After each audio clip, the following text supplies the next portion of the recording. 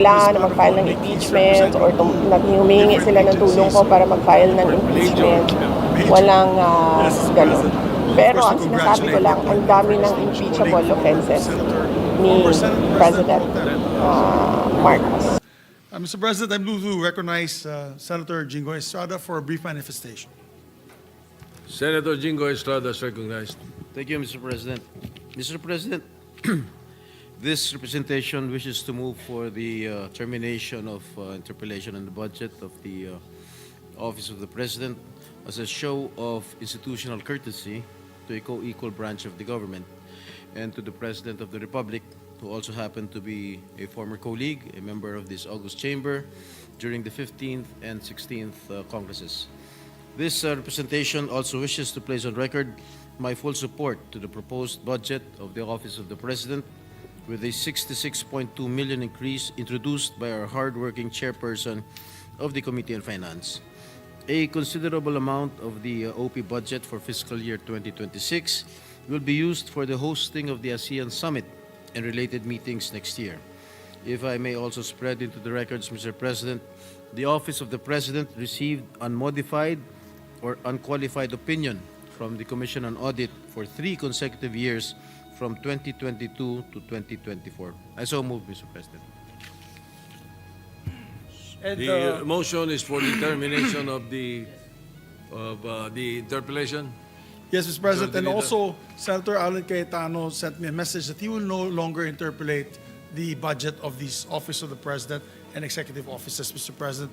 There being no other member who wishes to propound any questions to the said agencies, I therefore move, Mr. President, that the budgets of the Office of the President and the Presidential Management Staff be deemed submitted. I so move, Mr. President. Any objection?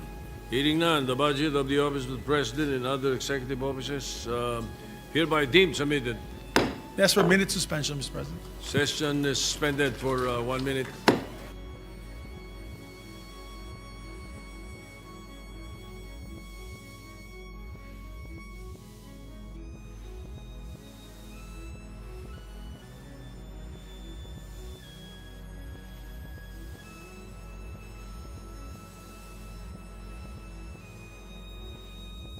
By the LBMRO that an advance copy was forwarded to Attorney Louis Martinez via email. We confirm that, Mr. President.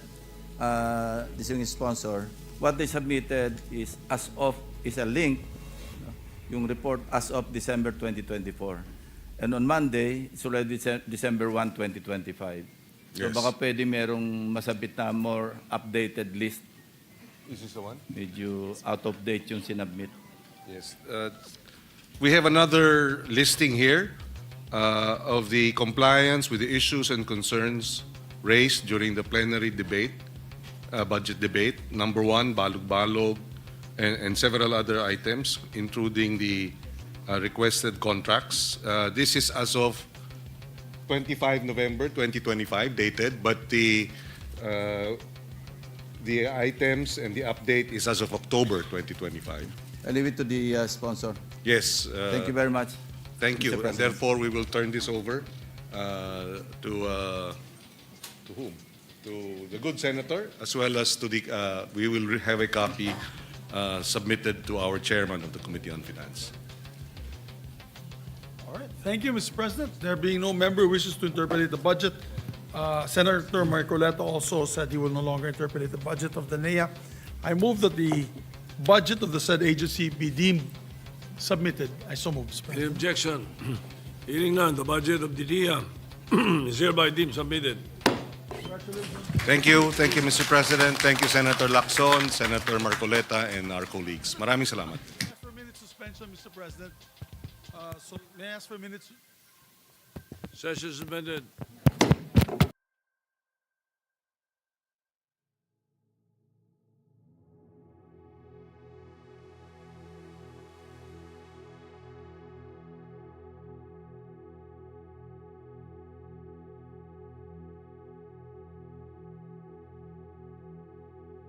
For the Social Housing Finance Corporation, 166 million pesos. Thank you, Mr. President. Mr. President, before I recognize our first interpolator, I just want to recognize my guests from Bukidnon, Mr. President, that they're here now. Our mayor from my hometown of Maramag, Bukidnon, together with the other LG officials that are here. We welcome your guests to the Senate. Yeah. Thank you, Mr. President. Mr. President, the first to interpolate the measure is our distinguished colleague, Senator Jingo Estrada. Senator Jingo Estrada is recognized. Thank you, Mr. President. Mr. President, I will just dwell on two topics. First is the Monterrasas de Cebu project, Mr. President. Mr. President, the DNR has formed a joint inspection and investigation regarding the Monterrasas de Cebu project amid complaints and concerns that the ambitious project contributed to the unprecedented flooding in the city of Cebu, particularly in the Guadalupe area. The DNR also issued a notice of violations and a stoppage order last November 12, while the Cebu City government has launched a separate investigation. My question is, when did the DSUD issue the certificate of registration and license to sell to the developer behind the Monterrasas de Cebu project?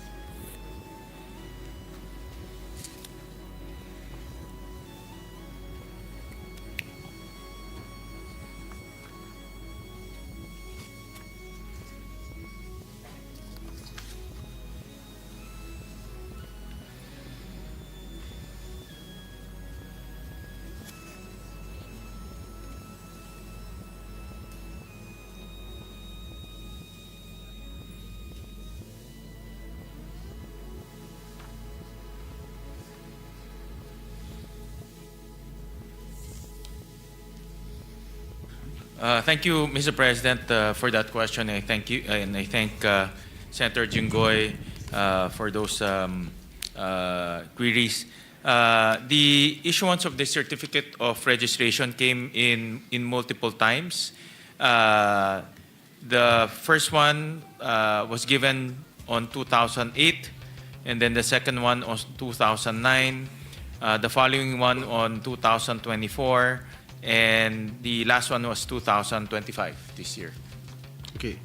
May I know what violations will trigger the suspension of the certificate of registration and license to sell of the developer in this case?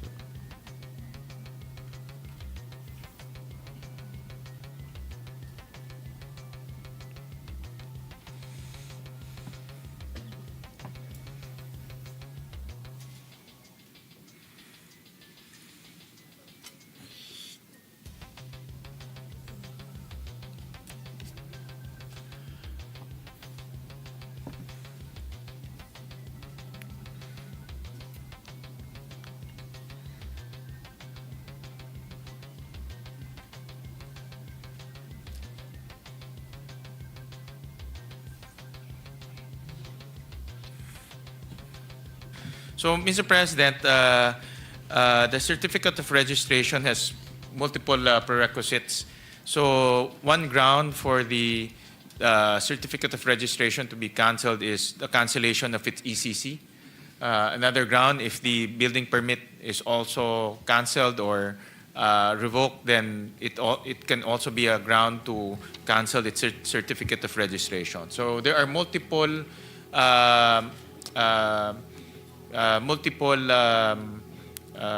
grounds that can be used in order to cancel the certificate of registration, because there are different prerequisites that allows the certificate of registration to be issued. Right. By the way, Mr. Sponsor, who is the developer of this project?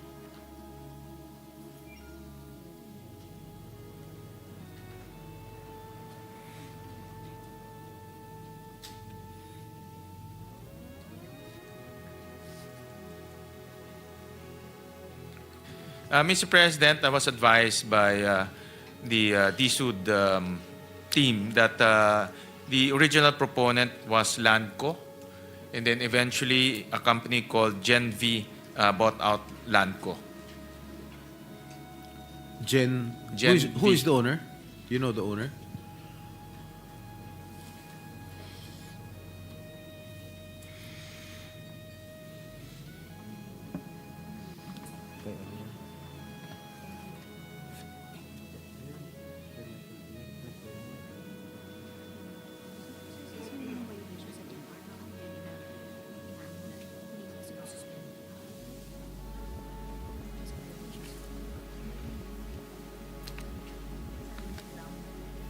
Mr. President, the developer is Gen V Agro-Industrial Development Corporation.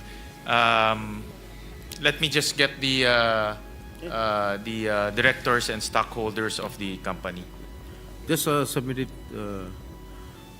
If you allow, the department can just submit it, All Mr. right. President. Thank you.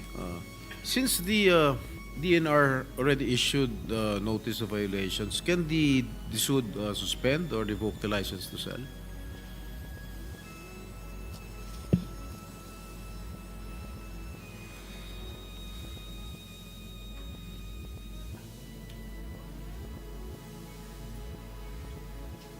Well, Mr. President, the current situation right now is, like you mentioned, the DNR is investigating the possible environmental transgressions. The local government as well is also doing its own investigation. But as long as those documents still stand and are still valid, the ECC, the Sanggunian resolutions, the building permits, the department will not revoke the certificate of registration. Great. Well, Mr. President, in your view, is it still proper for Monterrasas to continue selling their properties even though there are ongoing investigations left and right?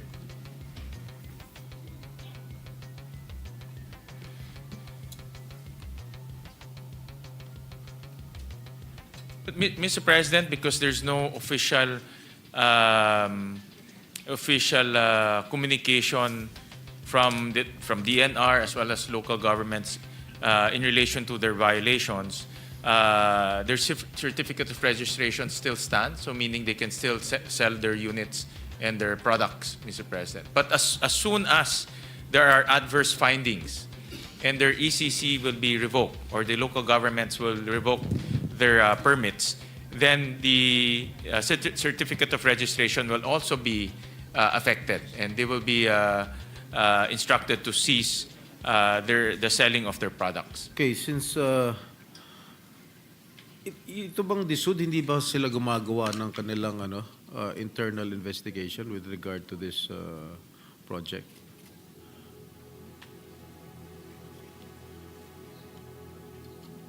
Actually, the division, Mr. President, the DSUD is regulating on the selling portion or the commercial aspect of the project, Mr. President, while the DNR is regulating the environmental aspect of the project. Of course, the LGU has much more broader powers. It's general welfare of the constituency. So as long as there is no official communication from the DNR and from the LGU on the violations, the commercial aspect or the regulation of the commercial aspect will still stand. Yes, I was informed that the city government of Cebu is against this project since, is my information correct? Yeah, well, Mr. President, from the information I gathered from DSUD, there's a permit, a valid permit from the local government. And you're also once a mayor. The local government. The local government.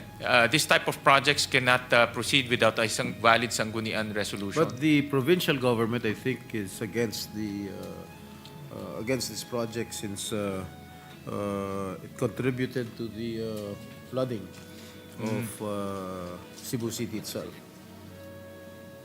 Well, as I understand it, the project is located inside Cebu City.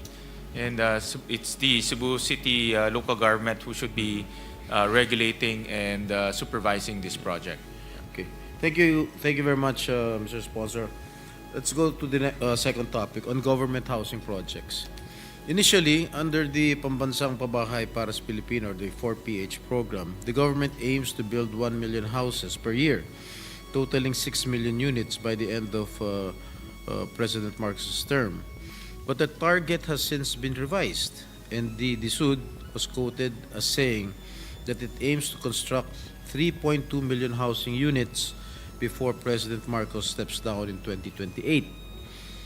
My question is, as we speak, how many housing units have been constructed since the start of the Marcos administration? Yeah, Mr. President, for the direct housing, it's 113,000 housing provisions.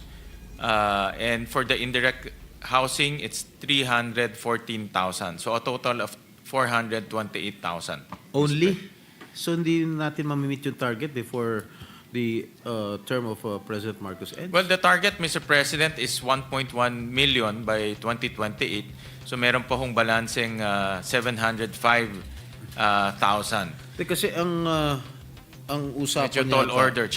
Challenging ho talaga, the actually. government aims to build 1 million houses per year, totaling 6 million units by the end of the term of President Marcos. Well, you're correct, Mr. President. They had to revise their targets. I think 1 million is very ambitious, Mr. President. And they have to be realistic with the budgetary constraint. Ano yun, niloloko natin taong bayan? Bakit sinabi 1 million per year? Yes. Tapos, so right now as we speak, how many? How many houses? 400? 400,000 plus pa lang. Well, Mr. President, we all know that we have a new leader, a new secretary in the Department of Housing. And after his analysis and consultation with stakeholders, the 1 million per year seems like it was a very big challenge. So what is the revised, how many housing units per year? Or yung target before the end of the term of President Marcos in 2028?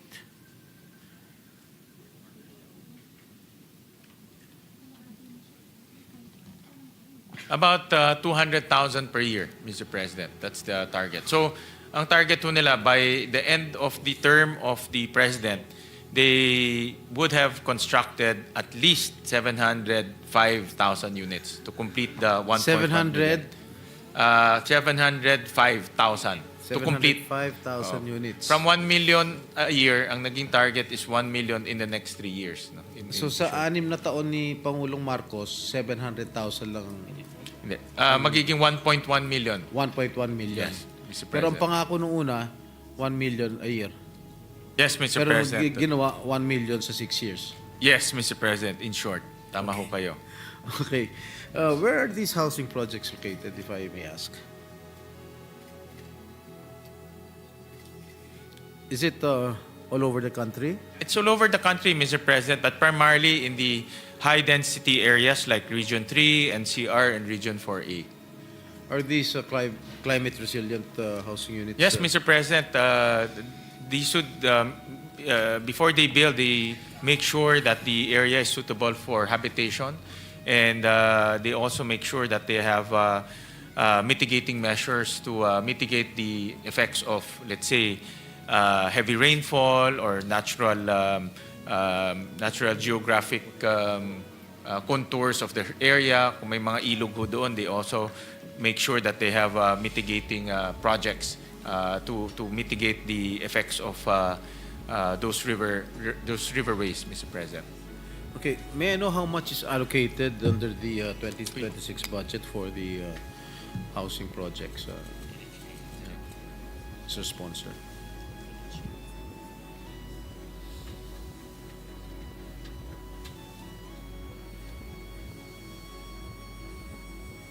About 4.3 billion, Mr. President. 4.3 billion. Yes. Magkano bang isang housing unit? The Senate actually increased it by 1.5 billion, Mr. President. So, naging Dati 2.7, tinaas ho natin to 4.3, Mr. President. is that sufficient enough? Their request For is more, Mr. President. For 200? Itong year, for next year, 200,000 yes, ang Mr. President. Target, no? Sufficient ba? So, magkano yung, Well, Mr. magkano President, per unit? Mr. I- President, during the budget hearing, the Secretary made a very extensive presentation on how he reformed the 4PH project. So ngayon, covered na ho from informal settlers all the way to middle-income families, Mr. President. So my products na, my housing products na for all of these families, Mr. President. Can you give me a ballpark figure kung magkano ang presyo ng bawat housing unit? Just a ballpark Yeah. figure. So, Mr. President, for NHA, ang row house nila, 26 square meters floor area. 26 square meters? 26 po. May dalawang variant, 26 square meters and 28 square meters. For the 26 square meters is 806,000, Mr. President. Murang-mura lang, Mr. President.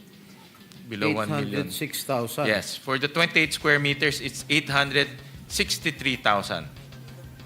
Maliit lang diferensya. Maliit So lang. yung 28 square meters, gaano ba kalaki yun? Kasama na lahat yun? Oh, kasama na ho. That. Kusina, Yeah, banyo. yeah. Kasama na ho yan. Eh kung 10 anak ng isang pamilya, paano magkakasya?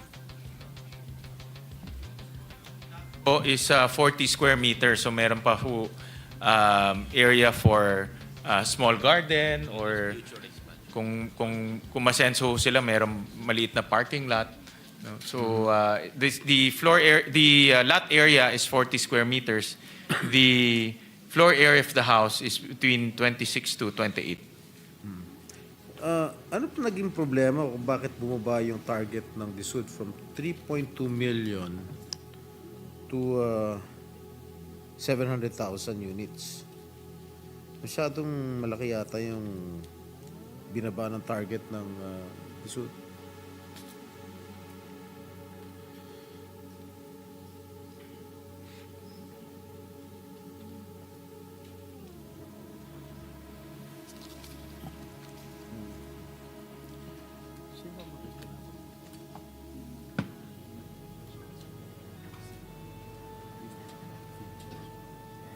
There were, admittedly, Mr. President, there are two major reasons. One is the design of the 4PH. In the past, the design wasn't hitting the market that needed the most. So that's why it created delays in the implementation. In fact, for 2025, they have not obligated the amounts for the 4PH project. There's still 683 million pesos. So because of that delay, natulak po yung kanilang targets. That's one. And of course, the fiscal Funding. space, Mr. President, hindi mo Funding. funding is the other one, Mr. President. But I think in design is the top reason bakit po hindi naabot yung 1 million per year. Tama ho kayo, yung po yung the design of the program wasn't targeting the right income class families, Mr. President. So, may I know who will benefit from these housing units? Are the informal settlers going to benefit from this?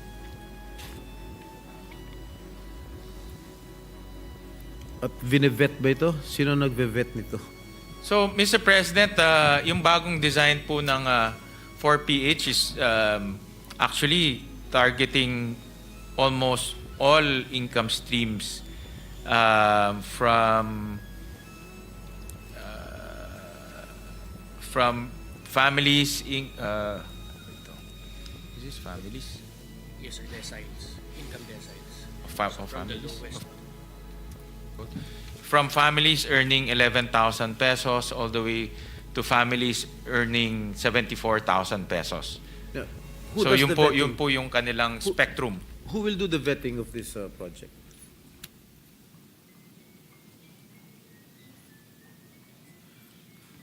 Well, it's a combination, Mr. President, because meron rin silang partnership with the private sector. So yung private sector, they're the ones doing the vetting of the families. Who among the private sectors are concerned here? Kasi ho, yung the private sector can apply to Pag-ibig to build socialized housing, and the government subsidizes the interest that the families are giving. Doon pumapasok yung gobyerno. So it becomes affordable for them every month.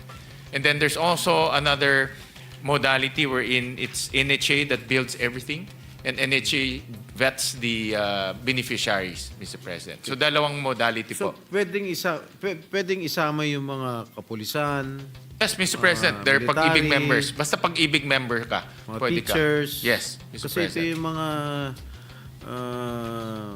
lumalaban sa pinagtatanggol ng ating Yes, Mr. President. gobyerno. Yes. Medyo mababa pa yung sahod, kailangan siguro isama natin itong Yes. So mga kung pulis ka and you want to buy... kapulisan, military, tsaka yung mga guro.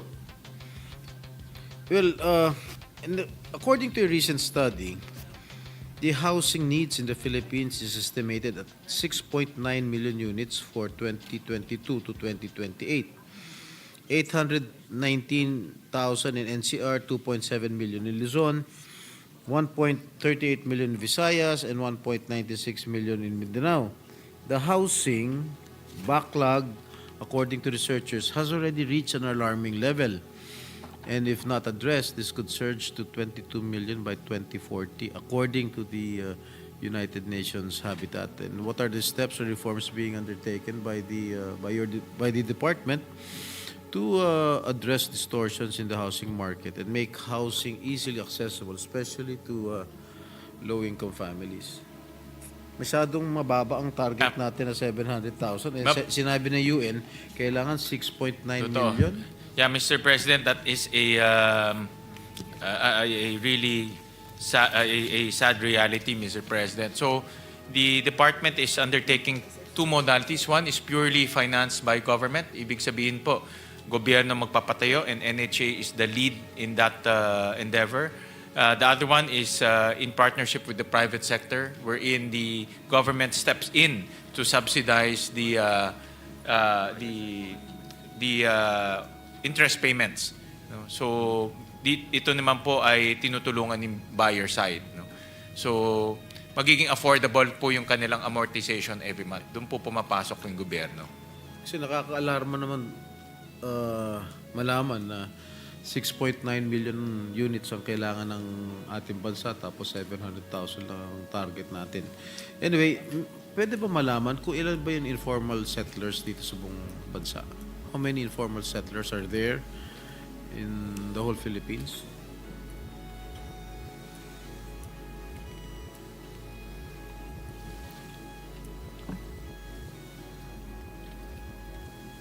The estimate is about 1.4 million informal settler 1.4 families. 4 The million. whole Philippines or only in the whole Philippines? You sure? That is the... As we speak, ilan?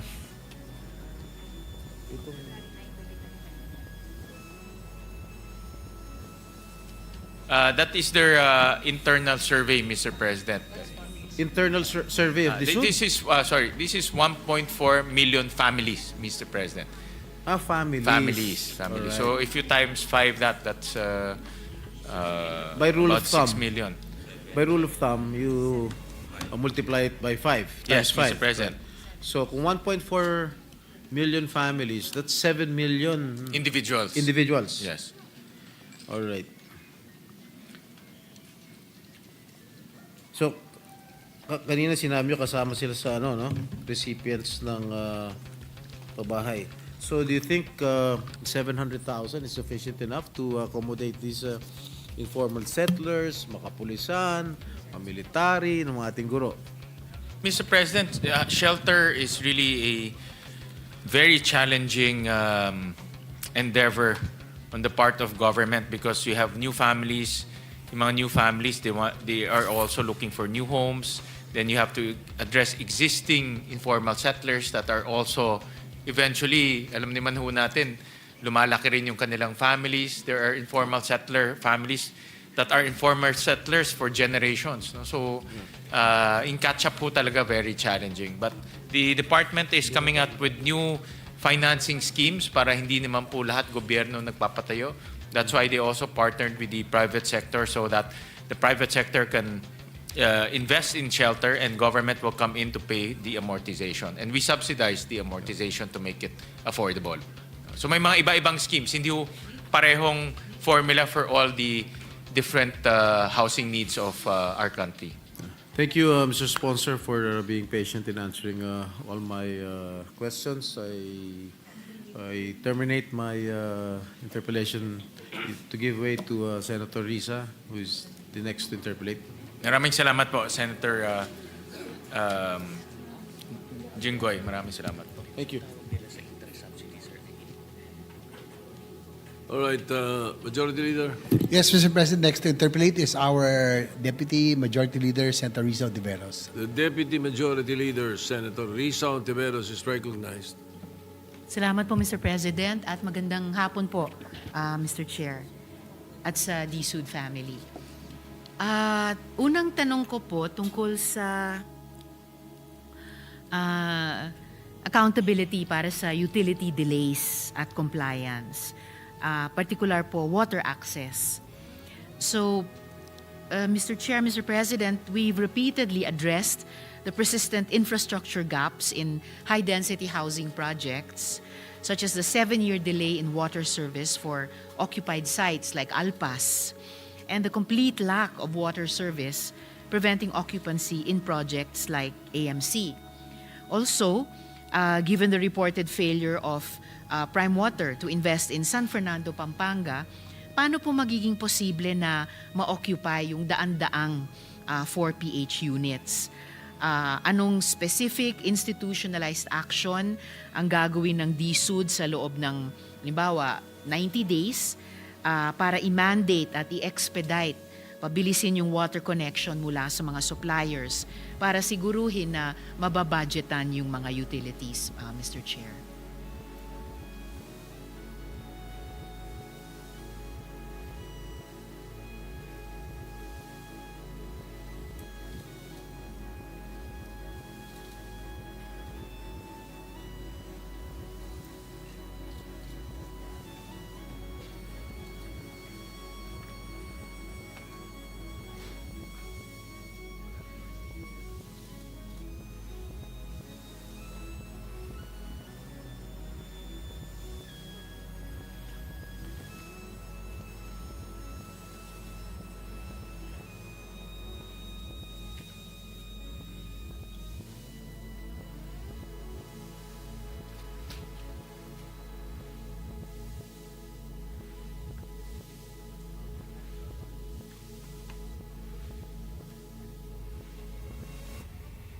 So, thank you for the question, Senator Risa. For the HDH Alpas, located in San Jose del Monte, Bulacan, the interim solution. Legal ba ito?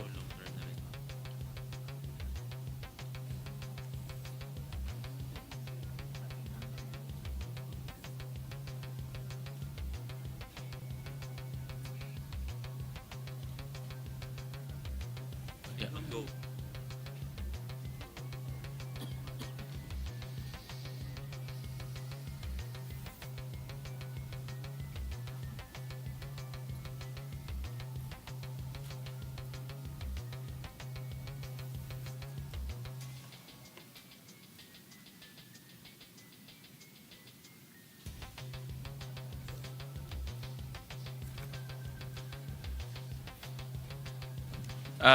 Sorry for the delay, Mr. President. It's all right, Mr. The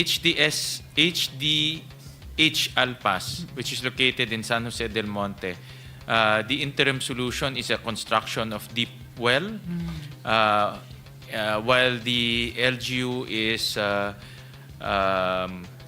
going to take over. Tama ba? Yeah, but are they going to take?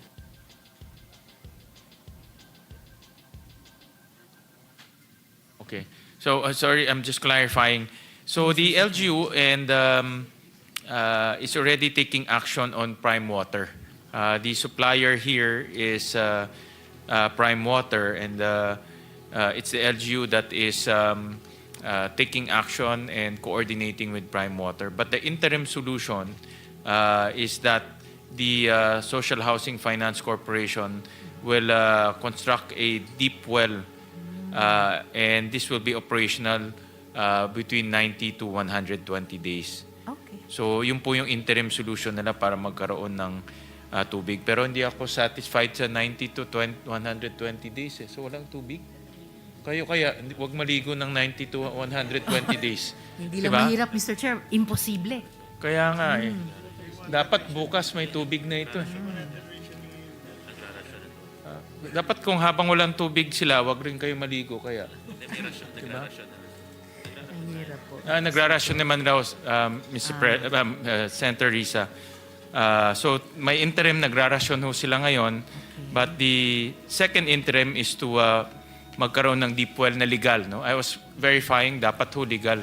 Hindi po kolorum na deep well. And this will be already applied with the DNR. No? So, ang request namin ni Senator Risa, mapabilis ho to dahil hindi naman pwedeng walang tubig yung community.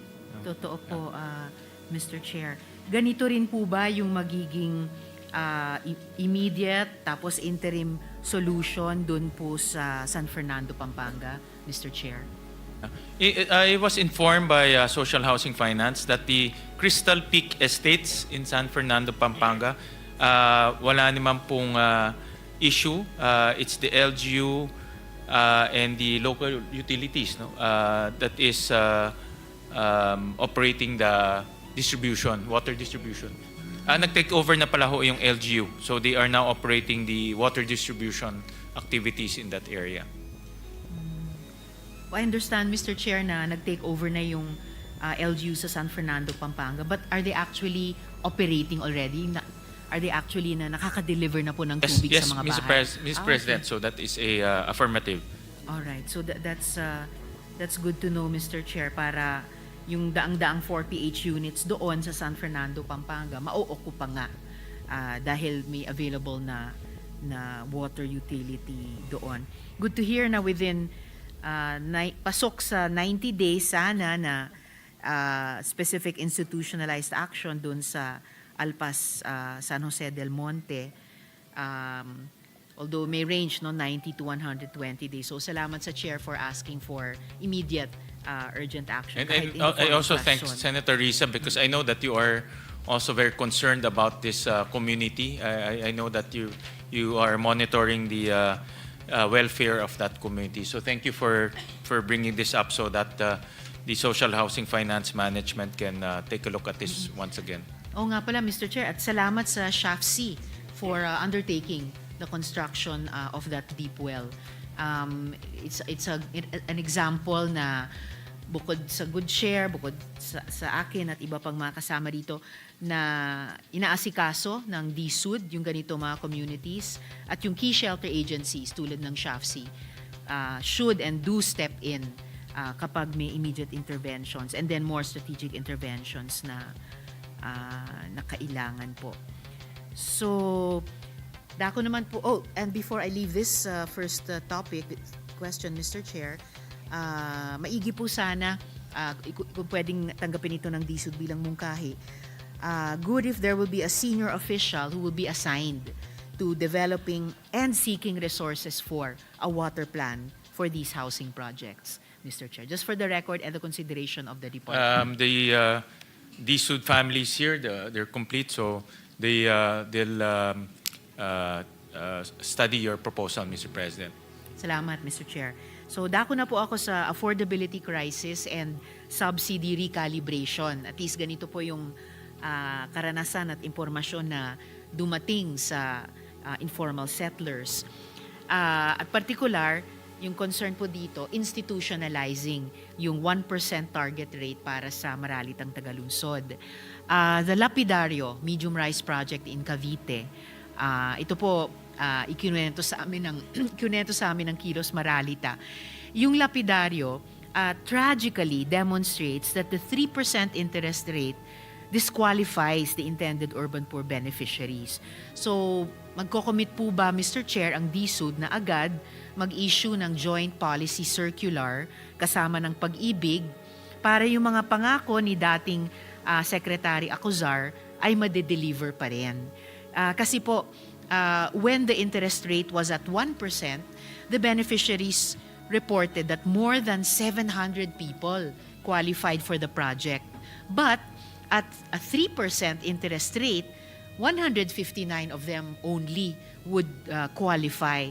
And these people already looked for a parcel and a developer and already actually enrolled in the earlier 4PH program. And I would suppose that a similar highly concessional package would also be needed for families who are being involuntarily resettled from no-build zones at the edge of rivers and from government project right-of-way. So iba pang concern nito, Mr. Chair. So pwede po bang i-consider ni Secretary ang mga tao sa ganitong mga sirkumstansya? Una, yung pumasok sa programa at 1% interest rate, tapos nabalitaan nila 3% interest rate na po. And then pangalawa, yung mga tao na nasa no-build zones, nasa right-of-way, pero sa pilitan silang inililipat, Mr. Chair. The new secretary is committing to maintaining the 1% effective interest rate for 4PH projects. Ito ay quite innovative because this is subsidizing the demand side of the housing project. And 1% is actually reasonable, Mr. President. And during the public hearing, he also demonstrated the reforms that he plans to do in order to cover more families in the 4PH project. Dati ho kasi limited lang to middle income and the higher income families. But ngayon na pati mga informal sector ay mako-cover na rin, and the low income families. I'll also get to that point, Mr. Chair, a little later, kasi magiging very welcome development po yun sa mga informal settlers, mga maralitang tagalunsod na tinataas ng DSUD yung target nila na mga kababayan nating magbebenepisyo dito sa ating housing programs. So, yung pong commitment ni Secretary na i-maintain yung 1% interest rate, posible bang mapaloob yon sa isang joint policy circular kasama ng Pag-ibig or aling key shelter agency dapat, Mr. Chair?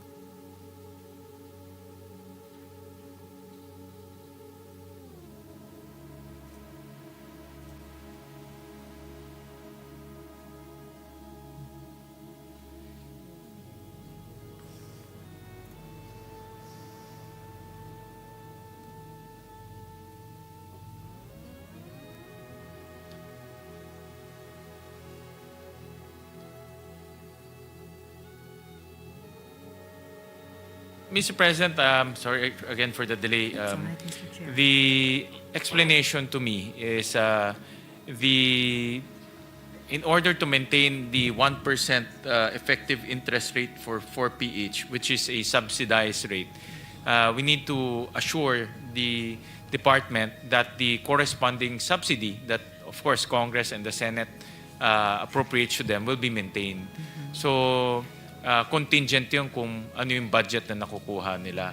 So it's also important, it's important that yung budget ay mapasok sa National Expenditure Program para hindi magkaroon ng shortage yung subsidy at kasi ang effect nung pag hindi nabigyan yung subsidy, pwedeng tumaas yung interest rates from 1 to 3%, Mr. President. Yeah, that's right.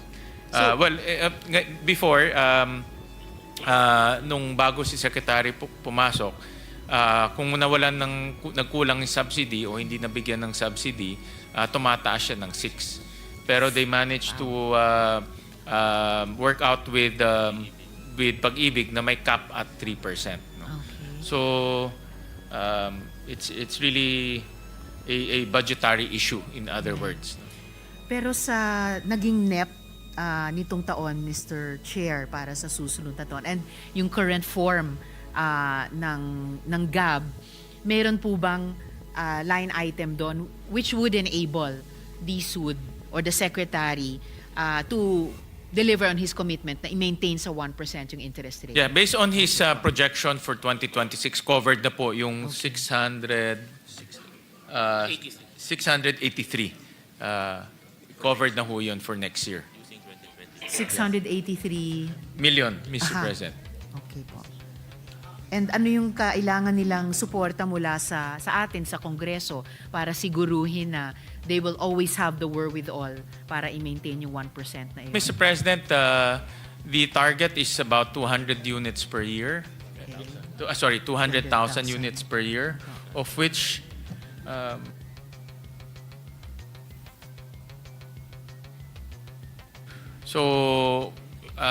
itong 200,000 units per year, may corresponding subsidy ho siya. So kailangan matulungan natin ang DSUD na makover yung subsidy na yun. That's the additional. But of course, may existing pa eh. No? So we need to also cover the existing. Okay po. So in other words, yung kanilang target and existing should be inside NEP Yes. and should be maintained all the way till the budget is approved. Opo.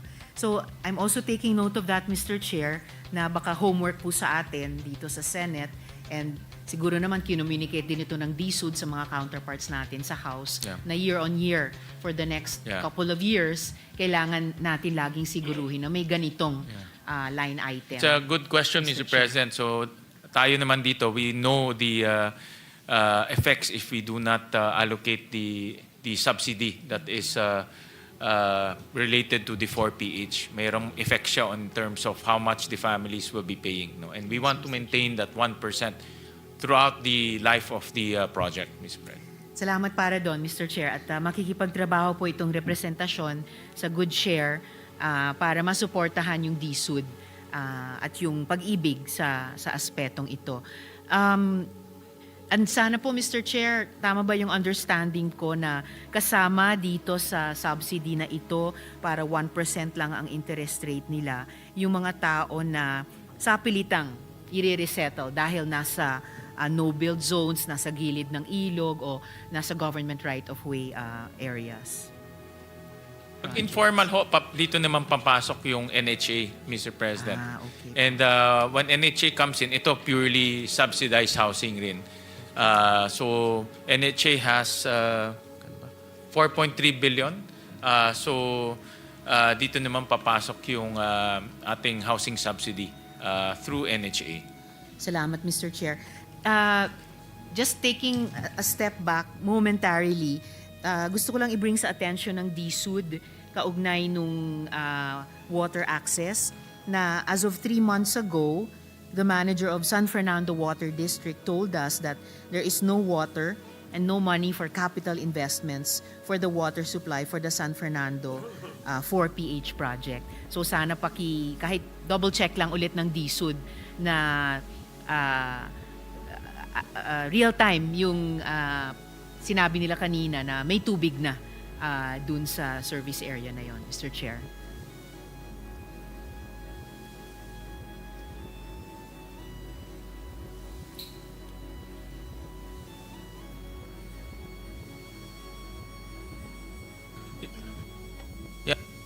Referring, Mr.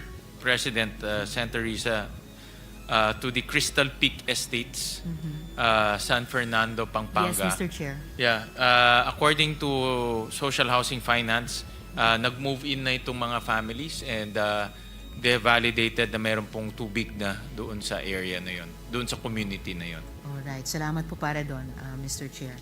That things have indeed improved within a quarter of a year since. Okay po, Mr. Chair, dako na po ako sa utilizing escrow funds para sa resiliency at para sa building code reform. So the DSUD has the mandate to utilize the balanced housing escrow funds to support socialized housing. However, CMP loan funds cannot be effectively used for strengthening existing houses without a technical framework. So meron po bang inherent power, Mr. Chair, ang DSUD para agad pamunuan nila ang pag-develop ng isang annex to the National Building Code IRRs, specifically po para sa mga CMP sites, Mr. Chair?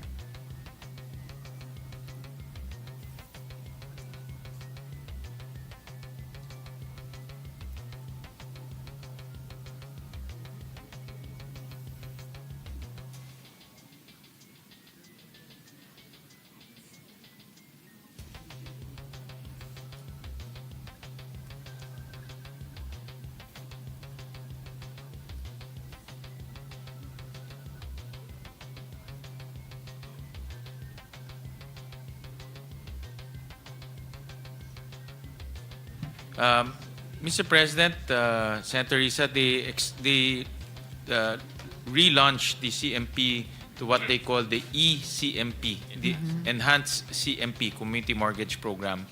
And the community can borrow to address, they can borrow to implement resiliency programs in their community. So for example, nasa typhoon belt sila, right? Let's say Region 5 or Region 8, they can borrow, the community can borrow so that they can make their houses resilient to typhoons. They can retrofit their houses. So yung mga windows po, pwede nilang lagyan ng protection so that the community is resilient to typhoons. So meron na silang ganitong programa po. Okay, salamat, Mr. Chair. So hindi na, tingin ng DSUD, hindi na ba nila kailangang magdagdag ng annex sa IRRs ng National Building Code para dun sa CMP sites?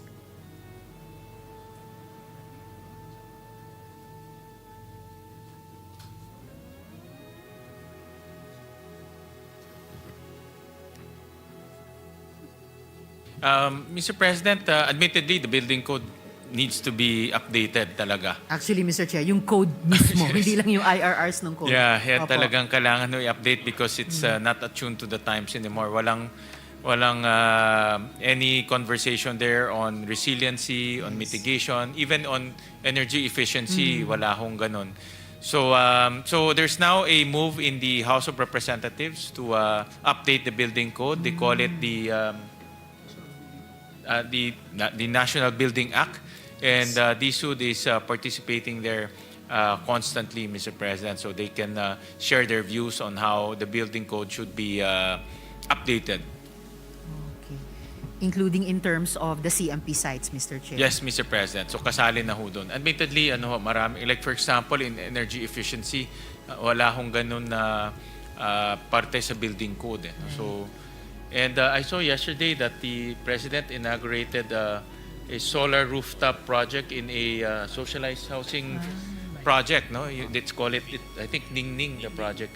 So it's actually quite a innovative project because nasa socialized housing facility siya. Normally, it's the houses in Forbes or houses in luxury enclaves na meron pong solar. Pero ito, socialized housing po. Row houses, nakita ko. No? So, those are the things na wala ho sa building code that should be taken consideration.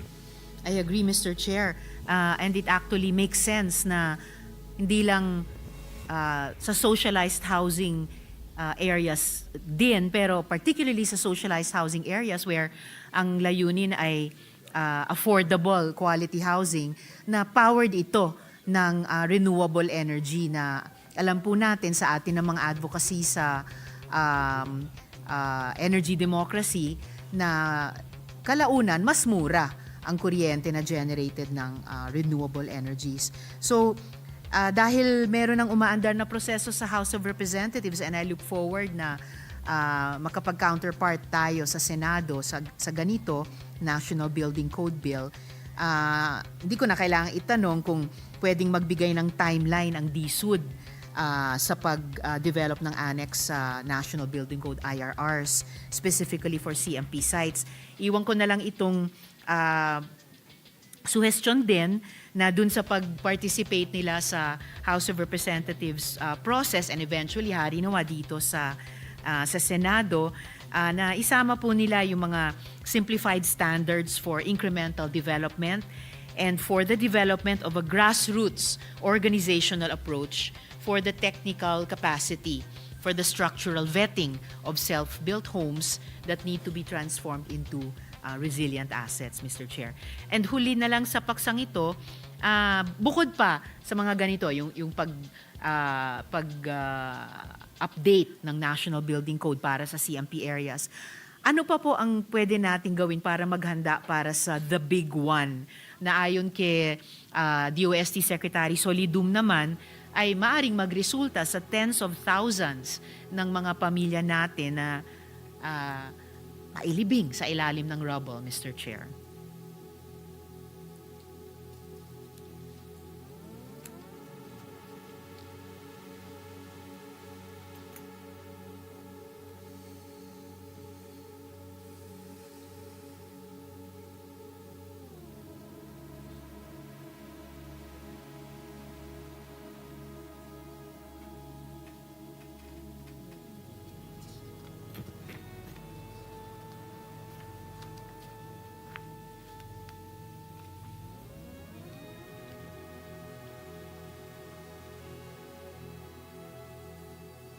Mr. President, DSUD is very conscious of the areas that are called no-build zones. So ito yung mga malalapit sa fault areas. At talagang very strict sila, hindi ho nila pinapayagan magpatayo doon. Sa waterways, kung in area ay flood-prone area, hindi rin nila pinapayagan ho yun. So they're very conscious of that. Very strict ho yung policy on building in areas that are considered no-build zones. And at the same time, we mentioned kanina na meron ECMP, ang Pag-ibig meron rin pong facility for home improvement. So, for example, if the community or the homeowner, individual na, no? The homeowner would like to retrofit their houses, pwede silang mag-loan. No? Kung tingin nila luma na or sabi ng engineer ay hindi siya adequate to resist or to withstand earthquakes, pwede sila mag-loan. Okay, salamat Mr. Chair. Bago ko iwan itong paksa, isang note lang, no? Yung Philippine Building Code ay para sa bahay na tinatayo from the ground up. So, bagong construction. I'm guessing baka ganun din ang perspective ng House Bill sa National Building Code. Samantala, yung existing self-built houses, ito yung mga nasa CMP sites. So, yung practical question po ay, ngayong papautangin sila, yung mga informal settlers natin, or yung mga nasa CMP sites, ngayong papautangin sila ng SHAFC para sa house improvement, paano nga tutulungan ng SHAFC itong mga tao na nasa CMP na i-improve yung mga bahay nila incrementally? Bago pa man magkaroon ng bagong batas, kaya ako naitanong kanina yung pwede bang magkaroon ng annex sa IRRs ng kasalukuyang National Building Code. So para sa kalaunan ay maging compliant, pati itong mga CMP households sa Building Code, Mr. Chair.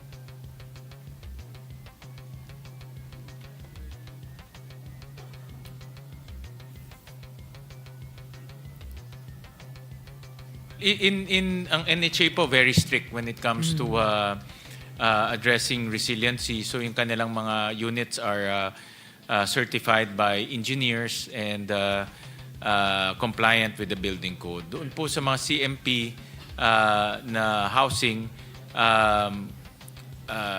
they coordinate with the LGU in terms of the structural aspects of the houses.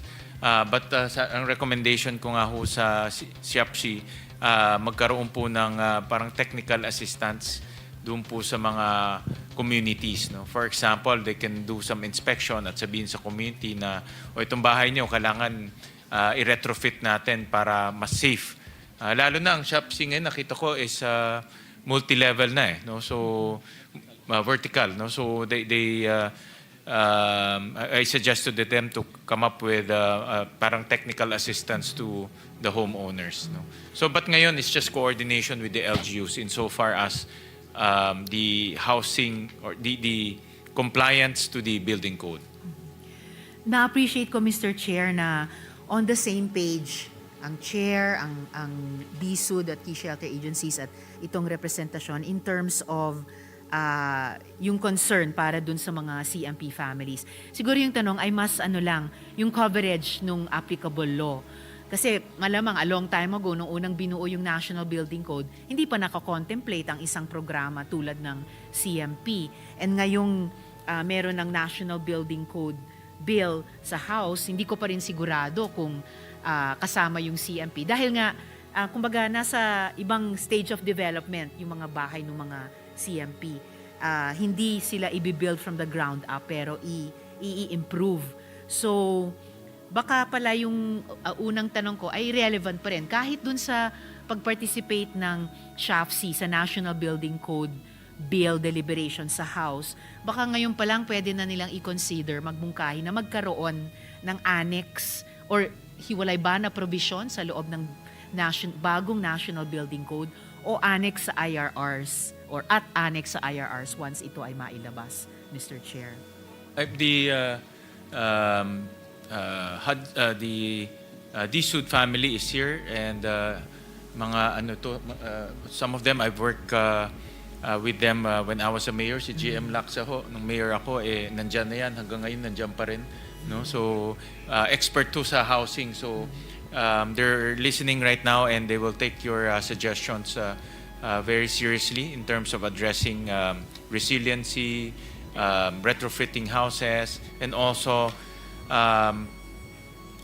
going beyond the standards of the building code. Kasi building code parang minimum yan eh. And then you can actually build more than what the building code requires. So they'll take your suggestions very seriously. Salamat, Mr. Chair. And additionally, making sure na kung sa lumang batas, hindi reflected yung mga homeowners tulad sa CMP areas, sa bagong batas, marereflect na sila. Correct. At sa IRRs ng bagong batas, marereflect na rin po sila. Tama po. That's why yung new building code, I'm very happy to hear that nag-umpisa na rin in discussion. And I welcome the updating of the building code when it comes here so we can look at or suggest new concepts in the new building code. Salamat, Mr. Chair. Muli, pagtutulungan namin yan ng Chair at ng representasyong ito. And then just as a last note para sa DSUD, sa paksang ito, that LGUs should have a DSUD-vetted engineering extension service. So, something for possibly DSUD, kung tingin niya mabuting ideya to bring up with the DILG, and then tayo rin, baka pwede natin, Mr. Chair, itanong sa mga local government units kung tingin nila mabuting ideya ito, na magkaroon sila ng engineering extension service na DSUD vetted para po sa mga constituents nila na mga informal settlers and eventually mga CMPs, area residents din.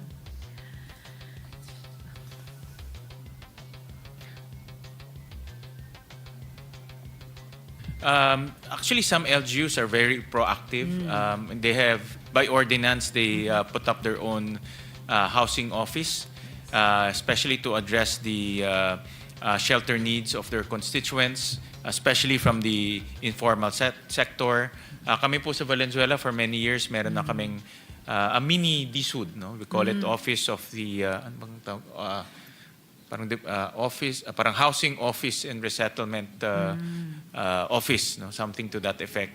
Na we work very closely with SHAFC, with DSUD, with NHA on our shelter needs, no? Pero ang office na yon, siya talaga yung point person namin kung meron pong requirements on shelter. Even adjudication, kasi mga homeowners madalas nag-aaway yan on the ground. So para hindi na umakyat dito sa HLURB or sa DSUD, local government na nag-address. So I was advised that here in Metro Manila, half of our local governments have some form of housing office. Baka magandang, maybe we can come up with a law that if you have a significant number of informal settlers, pwede silang maggumawa ng housing office, no, to coordinate with DSUD. I agree, Mr. Chair. At kung kalahati na pala ng LGUs dito sa Metro Manila ay may ganitong katulad ng sa Valenzuela na Housing and Resettlement Office, baka pwedeng tumulong ang MMDA i-echo yung ganitong modelo, ganitong best practice sa iba pang LGUs dito sa Metropolis na yun na nga, gaya ng sinabi ng Chair, may significant informal settler population. And with the help of DILG, kahit po sa buong bansa. So again, something for DSUD to consider bringing up with those other government agencies, Mr. Chair. So, dako na po ako sa NHA, Charter Mandates at Convergence Plan. So, particular, kaugnay din ng partnership implementation. So, the NHA's new charter, sorry.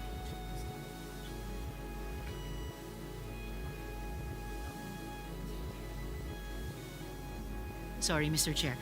NHA's new charter mandates an important shift in its role. Ano po yung current progress at ano po yung 2026 work and financial plan para sa land assembly program sa palibot po ng mga upcoming train stations mula sa Clark hanggang sa Calamba? I ask this, Mr. Chair, because this would ensure that resettlers from danger zones and government infrastructure sites, mga naitanong ko rin kanina, are not resettled at the foot of the Sierra Madre, halimbawa, and that they retain unimpeded access to work by riding the DOTR trains, Mr. Chair. So, yung current progress na po at yung work and financial plan.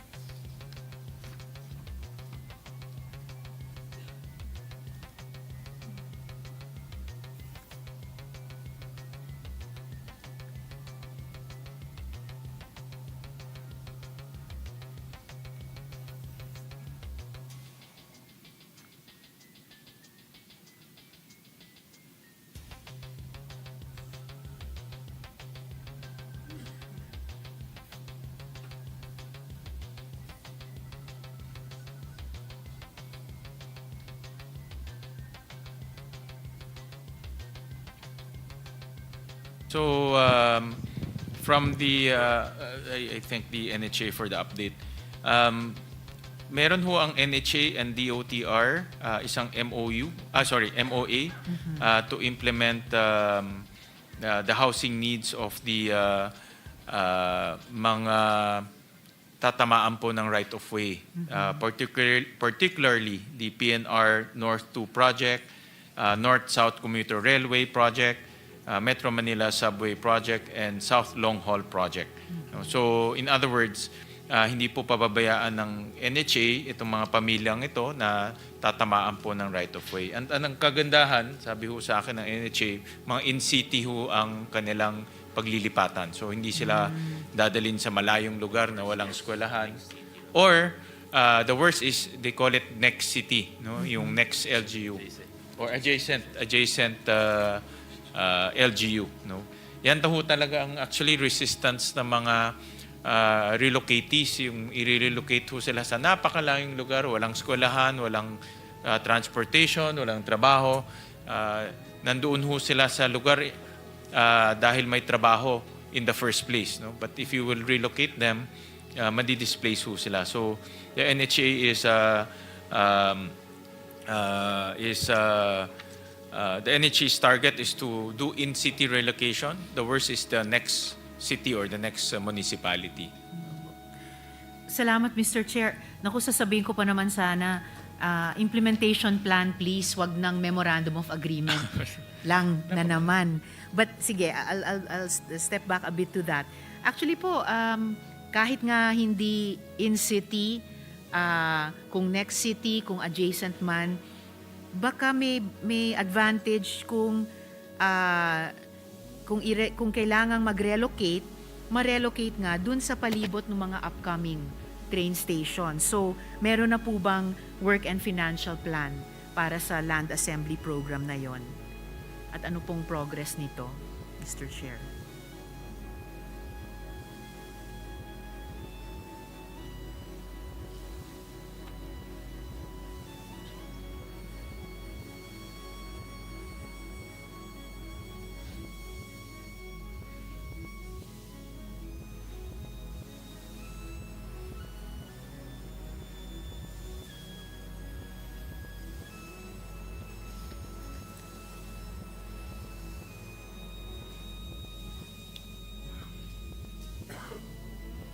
Mr. President, actually it's the DOTR ang humihingi ho sa kanila ng relocation site. So the Division of Labor is pag meron pong expropriation or right-of-way alignment, NHA, at my family doon sa alignment, it's the NHA that takes care of the looking for the property kung saan pwedeng lipatan at sila na rin po nagpapatayo.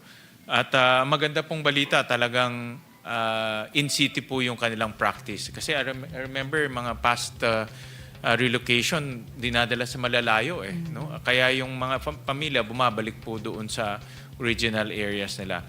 So these are all ongoing projects. No? So even though memorandum of agreement, but it's really a more substantive arrangement between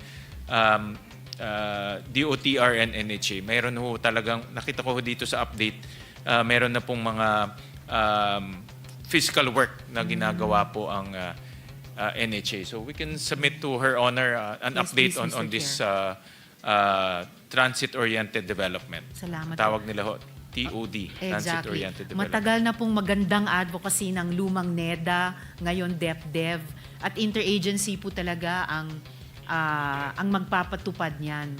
And in fact, Mr. Chair, hindi kailangan hingin ng DOTR sa NHA ang lahat ng relocation sites. Alam na po ng DOTR na sa ilalim ng Transit-Oriented Development Strategy na iyan, yun nga mismong mga lupa sa palibot ng mga train stations nila mula Clark at Calamba ay pwede at dapat isama bilang relocation sites. Kasi at least, kunyari, nilipat mula sa danger zone, tabing ilog, hindi naman itatapon, ililipat sa paanan ng Sierra Madre. At the same time, dahil nandun sa mga lupa, sa palibot ng train stations, may easy access sila sa tren at makakasakay sila papunta at pauwi sa trabaho or sa eskwelahan. So, just a reminder to DSUD na they can also ask the OTR to be more forthcoming and proactively, kung hindi pa man naisama sa Work and Financial Plan for 2026, isama yung mga lupa na i-identify nila sa Land Assembly Program dun sa palibot ng mga train stations. And yung MOA po na meron sa ngayon, but I'm hoping nga na mas substantive ito gaya ng sinabi ng Chair. Kasama din po ba yung DPWH, Mr. Chair? Mr. President, I was NHA GM is here. Apparently, because it's a DOTR project, so sila yung nagpo-provide ng housing funds to NHA for the relocation of those affected families. So, ang source ng funds ay galing po sa DOTR. No? So, yun po yung kanilang partnership. So, aside from the physical division, it's also the funding division. And of course, I can imagine, very well appreciated po yan ng DSUD on the part of the OTR at tayo rin ng mga housing advocates. We certainly are glad na ginagastos yung pondo in that way. Ang akin lang po ay paalala, maybe as much for DOTR as for DSUD, na meron pong land assembly program sa ilalim ng transit-oriented development na dun sa palibot ng mga train stations nila. Huwag po nilang kakalimutan yung mga kailangang i-resettle na isa sa mga priority sectors din for resettlement doon po. At yung MOA po, Mr. Chair, kasama din po ba yung DPWH, yung NHA DOTR MOA?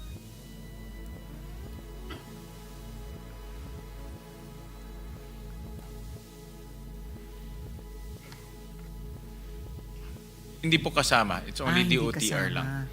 Okay, maybe that's These something are to for look into. DOTR projects. Okay po. Baka that's something to look into po moving forward, Mr. Chair.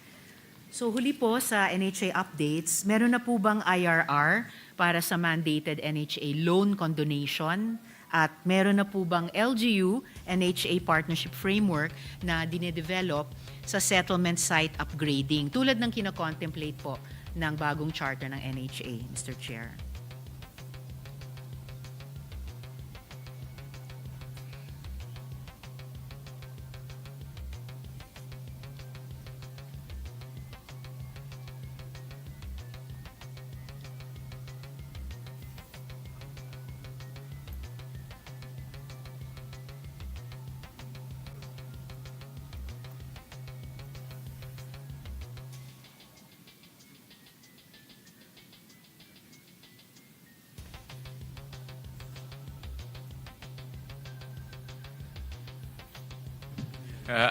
Kasi when I was a mayor kasi very active ho kami sa housing and shelter in Valenzuela, kaya I can sympathize with NHA. Sabi ko, very challenging ho talaga ang housing and shelter, lalo na sa urban areas.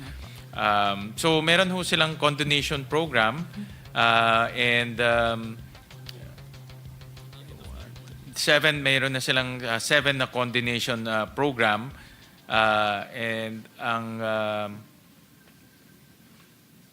nag-apply na po ay 35,000 out of the 156 potential availees. So yun po yung nag-apply. And the condoned amounts is about 562 million. So malaki-laki rin po.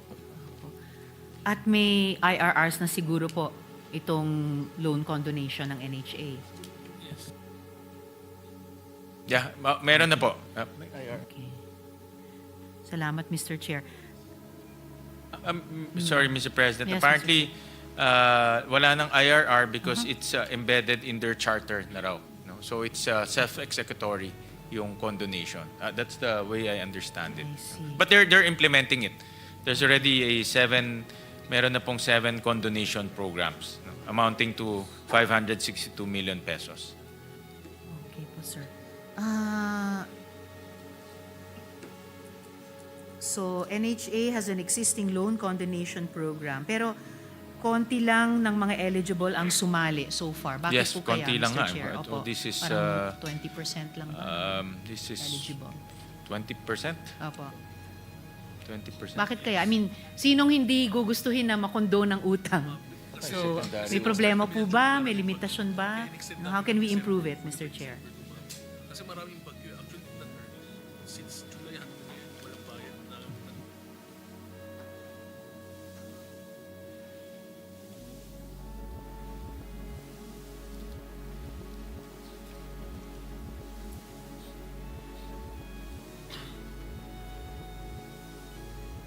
Well, ang sagot po sa akin, because of the typhoon, because of the effects of typhoon, so I think hindi ho lang naasikaso. Maybe the NHA can also endeavor more information campaign. Baka hindi rin alam ng tao, no?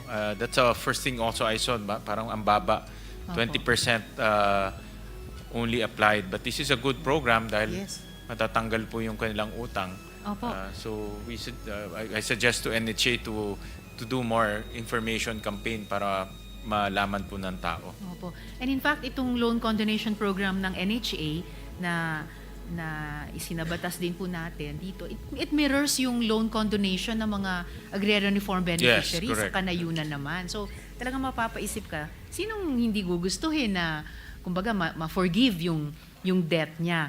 Kung effects ng typhoon, of course, at the same time, pagkatapos ng disaster, pag nasa rebuilding stage tayo, syempre, lalong pampagaan sa loob kapag, ay, may utang ako na mako-condone. So, I support the suggestion of the chair na mas proactive na information campaign para tumaas po yung uptake sa programang ito. Meron kasi akong na-experience in Valenzuela when I was a mayor. I was telling the secretary and the GM of NHA, kung nagbebenta po ng rights, uso ho yan sa mga urban areas. So, may mga secondary owners na or secondary beneficiaries. And hindi nila pinapayagan mag-condone yung mga secondary. No? So, Opo, Mr. Chair. maybe that's a different program. No? Kasi ang mura lang kasi in NHA housing, maganda pa yung location. So the original beneficiaries normally na bebenta ho nila yung, they call it rights. No? At in secondary beneficiary, hindi naman papayagan ng NHA to condone. Pero sila na yung physically nandun sa area. So maybe, I think I suggested to NHA to look at that angle also. Yes. And in fact, Mr. Chair, narinig ko na rin po yun sa mga beneficiaries, potential beneficiaries nitong loan condonation program. Alam nila yung ganyang sitwasyon, alam nila yung ganyang programa. At sila mismo, they are very willing to work with NHA to make sure na yung magbebenepisyo lang ay yung mga karapat-dapat lang, hindi yung nabentahan lang ng rights. And kaya rin, siguro, because of these issues, Mr. Chair, kaya nga, baka kailangan ng bagong IRR para sa loan condonation program. Yeah, meron kasi, I was telling si GM Laksa na may experience kami sa Valenzuela. Actually, hindi ko na masyado na-update.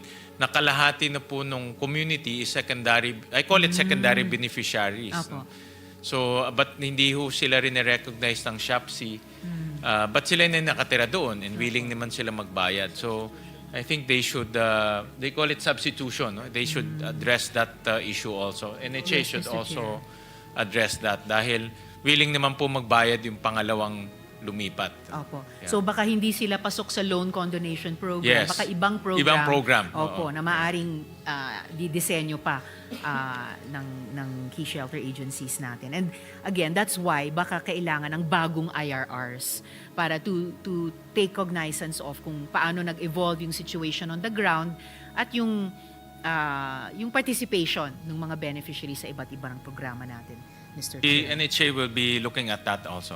Salamat po Thank para you, doon, Senator Mr. Risa. Chair. And lastly, tungkol sa paksang ito, kanina dun sa transit-oriented development, we're talking not just about the resettlement of affected persons, bagamat, syempre, kasama po yun, we're talking about urban development around the stations, otherwise known as, kaya nga po, transit-oriented development. Na doon, yung mga informal settlers, hindi lang po sila beneficiaries, sila po'y mamumuhunan din.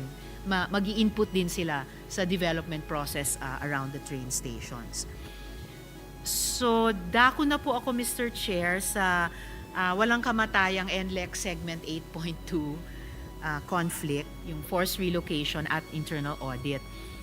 Aware po si Sec. Aliling sa serious situation kung saan daang-daang mga pamilya ay apektado ng NLEX Segment 8.2 extension na iniuulat ay pinipressure daw ng NHA, pinipressure daw ng DPWH na lumipat sa mga off-city sites na kontra po sa in-city housing plan ng Quezon City. Itanong ko pala muna, Mr. Chair, aware po ba ang Good Secretary sa ganitong seryosong sitwasyon?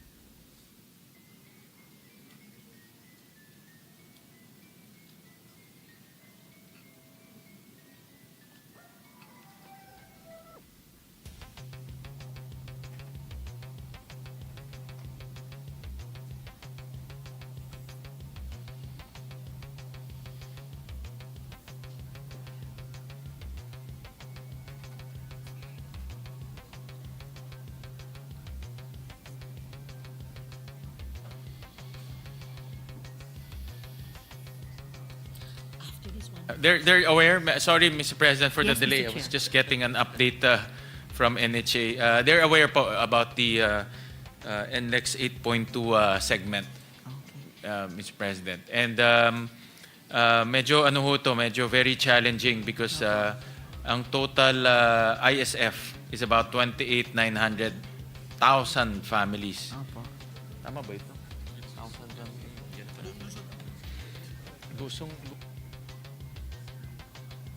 Very challenging talaga, Mr. Chair. At saka, ang laki po ng potential for a public good na ma-generate, public goods na ma-generate pag na-resolve ito sa tulong at sa pamumuno ng DSUD. Kasi to set the record straight on how rules of humane settlement are being complied with and to address the integrity of the relocation process, posible kaya na ang DSUD ay kaagad mag-issue ng directive sa NHA Internal Audit Service na mag-conduct ng mandatory third-party monitored audit ng relocation process para sa proyektong ito para siguruhin yung compliance sa adequate consultation and social preparation requirements, Mr. Chair. Ang NHA naman, Mr. President, Senator Risa, nakita ko yung work nila, they're experts already pagdating sa relocation. Talagang may social preparation sila. They also look at the relocation site to make sure that hindi lang bahay, kundi may school, may daycare, may health center. It's close to the employment opportunities. So NHA is sisiguraduhin nila na hindi lang po ililipat yung tao, pero yung paglilipatan ho nila ay hindi po makaka-apekto sa pamumuhay po ng mga tao. I appreciate that, Mr. Chair. Unfortunately, dahil din siguro sinabi nga ng Chair na very challenging itong situation, tumagal na. Ang tagal. Halos ilang taon na nating pinag-uusapan dito tuwing budget interpellation. At may ilang mga solusyon na isinusulong nitong nakaraang mga taon, wala pa rin talagang namumuo. So, kahit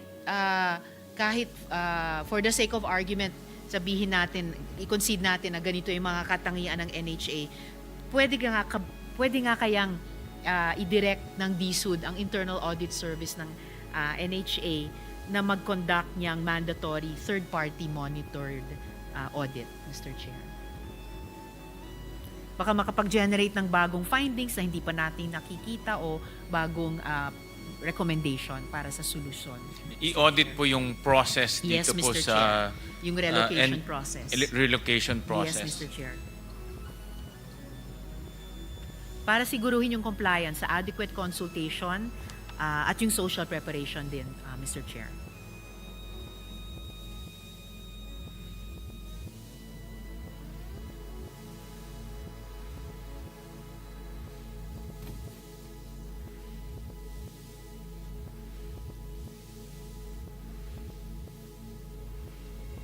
I was conferring po with the DSUD family. Meron din ho silang coordination with PCUP, yung Presidential Commission on the Urban Poor, because ang responsibility naman ho nila is to make sure that bago po i-relocate, makatarungan po yung kanilang relocation area. So they can be a good third-party agency para po tignan itong relocation process po ng NHA, particularly for this project. No? So we'll request from DSUD and NHA to coordinate with the PCUP on this matter. Alam kong PCUP, very active rin yan. I've encountered many instances where talagang hindi nila pinapayagan kung wala pong proper relocation site. Salamat po para doon, Mr. Chair. Coordinative nga po yung PCUP, bagamat wala siyang masyadong enforcement capacity.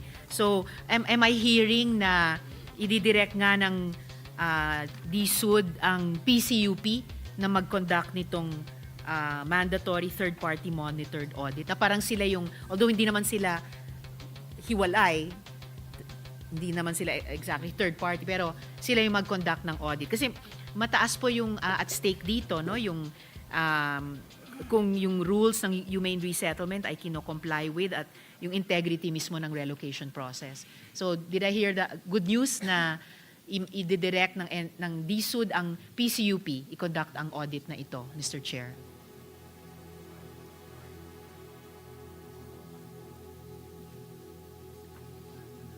That's a suggestion that I made to the department dahil po ang PCUP is under DSWD, so at least merong check So good, and balance. third party nga po. Correct. Third party nga po, Mr. Chair. Meron pong check and balance at walang conflict of interest. So the Secretary agreed that he will write PCUP or request PCUP to do a third-party audit or a third-party some form of third-party engagement, and they will also consult with PCUP on that process to make sure that they are compliant. Maraming salamat para doon, Mr. Chair, at sa good secretary.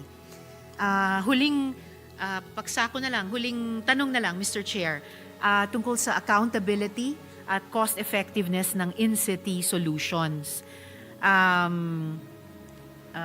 Senator Risa, just yes, Mr. Chair. very quick lang, no? I'm Nga po. looking at the mandate of PCUP. Saan yung plan?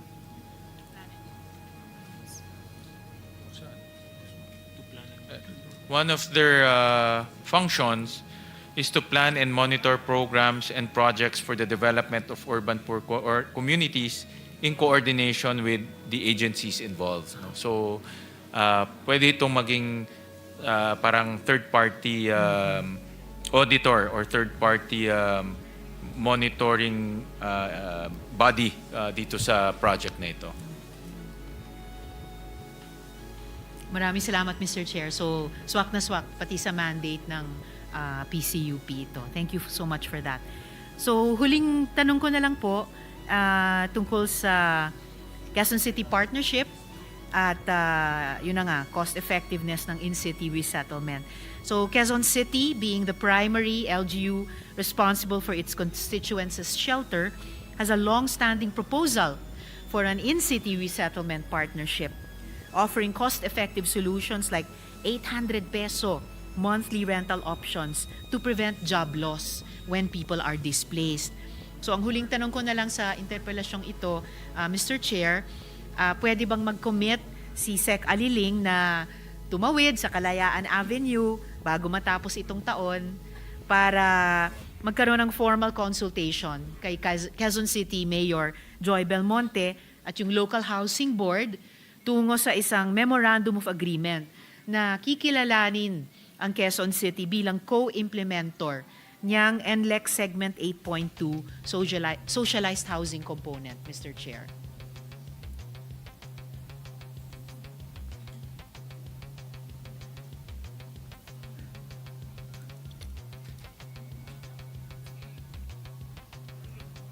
So maganda naman po ang relationship ni Secretary Aliling kay Mayor Joy Belmonte, and yung Quezon City and DSUD have good working relationship. So in fact, meron ho silang 4 na public rental housing projects in QC. No, almost 1,000 families po ang beneficiaries po nitong public rental housing. So yes, they will coordinate with the Quezon City government for itong mga endeavors na ito. Salamat, Mr. Chair. Specifically, formal consultation at posibleng Memorandum of Agreement na kikilalanin ng QC bilang co-implementor ng NLEX Segment 8.2 Socialized Housing Component. Mr. President, in fact, kasama talaga ang QC dito po sa Segment 8.2. In fact, nakita ko kasama rin ng Valenzuela. But wala na yata kaming, may informal settlers ba kami? Wala yata eh. Meron din pala kaming informal settlers. So, yeah, I just saw in the map na, mahaba ho siya, no? It's a very big project. It crosses multiple cities, Valenzuela, QC. So I'll also request LGU Valenzuela to coordinate with QC in terms of consultation and social preparation. And also, ang department will also coordinate with QC government naman po in regards to this social preparation and coordination. Maraming salamat po, Mr. Chair. kay Secretary at sa buong DSUD family, yung key shelter agencies. I think I'm so happy to, every once in a while like now, to end an interpellation on a happy note. Maligayang Pasko at manigong bagong taon sa DSUD, sa QC government, at sa mga constituents, partners nyo doon, ng mga informal settlers. Maraming salamat. Thank you, Mr. Senator Risa. President. Nakabawi na ako sa'yo. Ay! Kasi kahapon mainit yung ulo natin sa DICT. Pero, opo, doon ako sa department uminit ng ulo, hindi po sa inyo, Hindi, Mr. hindi. Chair. Salamat po. Si Secretary Liling mas cool. Salamat Thank to you. Secretary. Thank you, Mr. President. Mr. President, before we continue with the budget of the DSHU, the Department of Housing, we'd just like to welcome to the Senate His Excellency Bibata Nebi Quadrago, non-resident ambassador of Burkina Faso to the Philippines, together with the Honorable Honorary Consul General Consul Robert Goyutay, Consulate of Burkina Faso in the Philippines, with his wife, Ms. Fego, and si Khalifa Sumali and Madeline Tiemtore, Mr. President.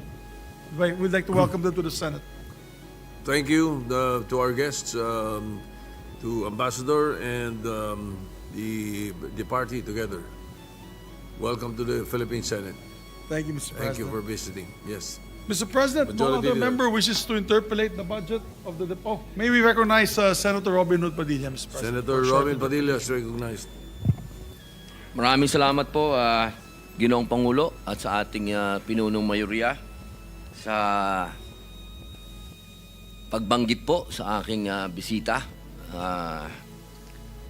La patrie ou la mort, nous vaincrons.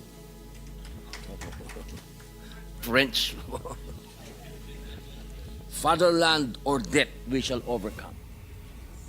Opo, pwede po bang magtanong sa atin pong mahal na kaibigan, Pero Senator wag in Einstein? French. Hindi ako marunong mag-French. Hanggang doon lang ang French ko. French fries pwede. Marami lang po akong mga gustong tanungin, pero ang lahat po na yon ay nabanggit na po ni Senator Risa, kaya ang mangyayari po sa akin ay manifestation na lang. Pero meron po akong video bago po ako mag-manifest. Ready na?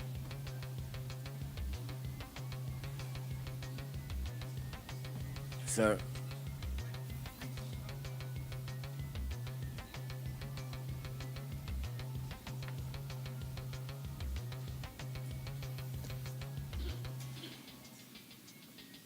Ito po ay kuha sa Cebu.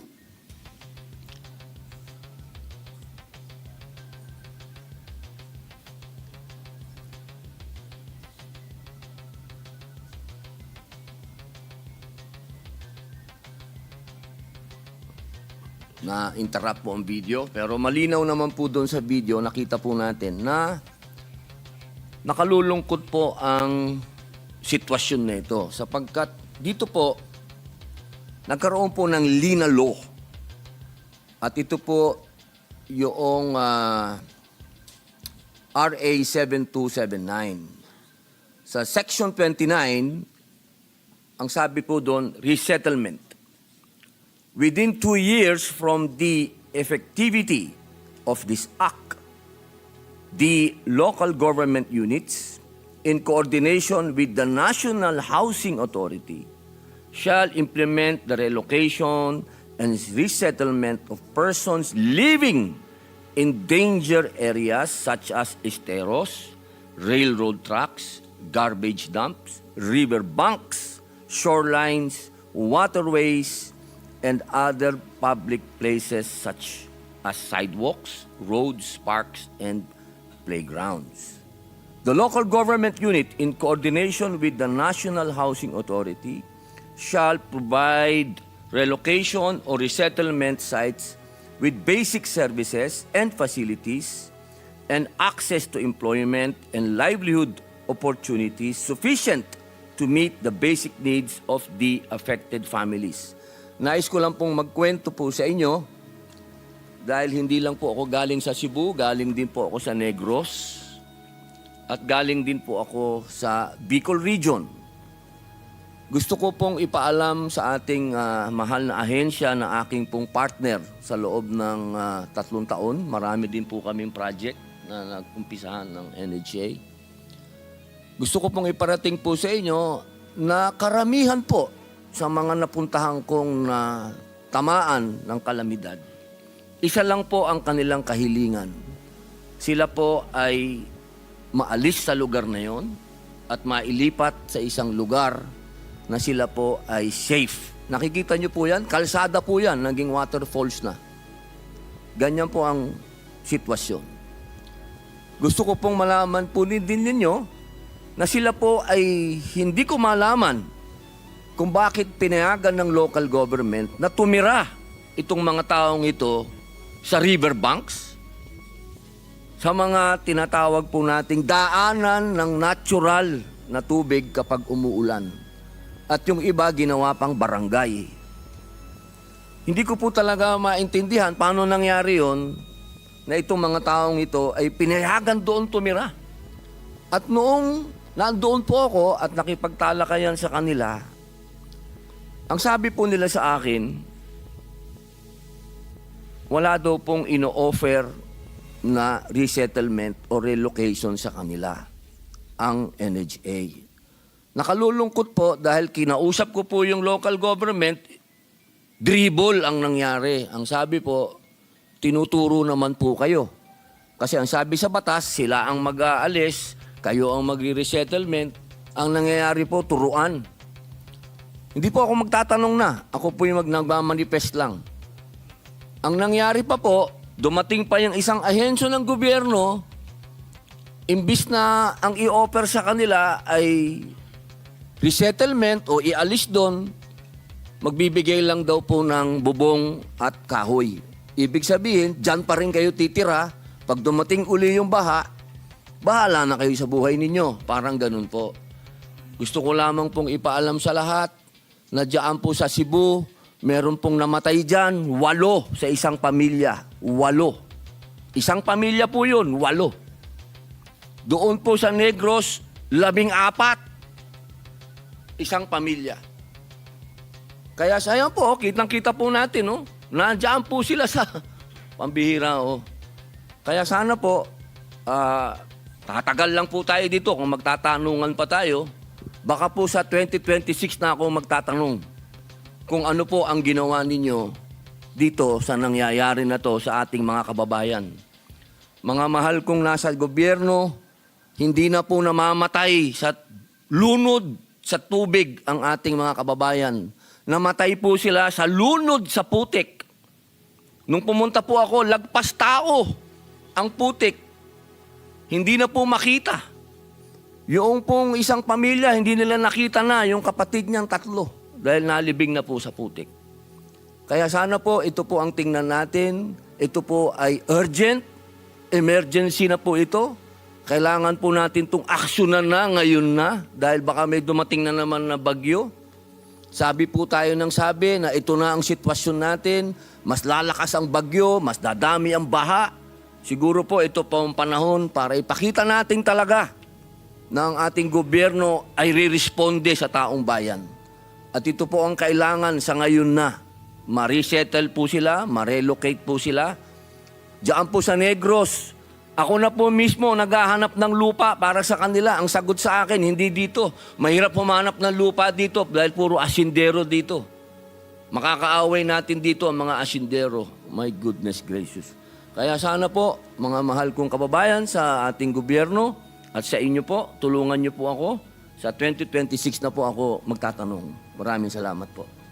Maraming salamat, Senator Robin. At loud and clear po ang inyong mensahe sa Department of Housing. At nanggaling rin po ako dyan. At tama ko kayo, yan talaga ang sigaw ng mga kababayan natin sa Cebu, particularly sa Talisay, sa Cebu City, sa Mandaue, na mabigyan ho sila ng disente at ligtas na pabahay. No? Ayaw naman ho nila tumira doon, pero dahil sa hirap ng buhay at wala rin paglilipatan, kumbaga napuwersa ho silang tumira ho doon. Pero ang DSUD at nakikipag-coordinate po sa mga local government units, very challenging dahil bibili ho ng lupa, pero nagko-coordinate ho sila para po mailipat itong mga pamilyang ito sa mga danger zones or danger areas. Kaya maraming salamat sa inyong pagbibigay ng paalala.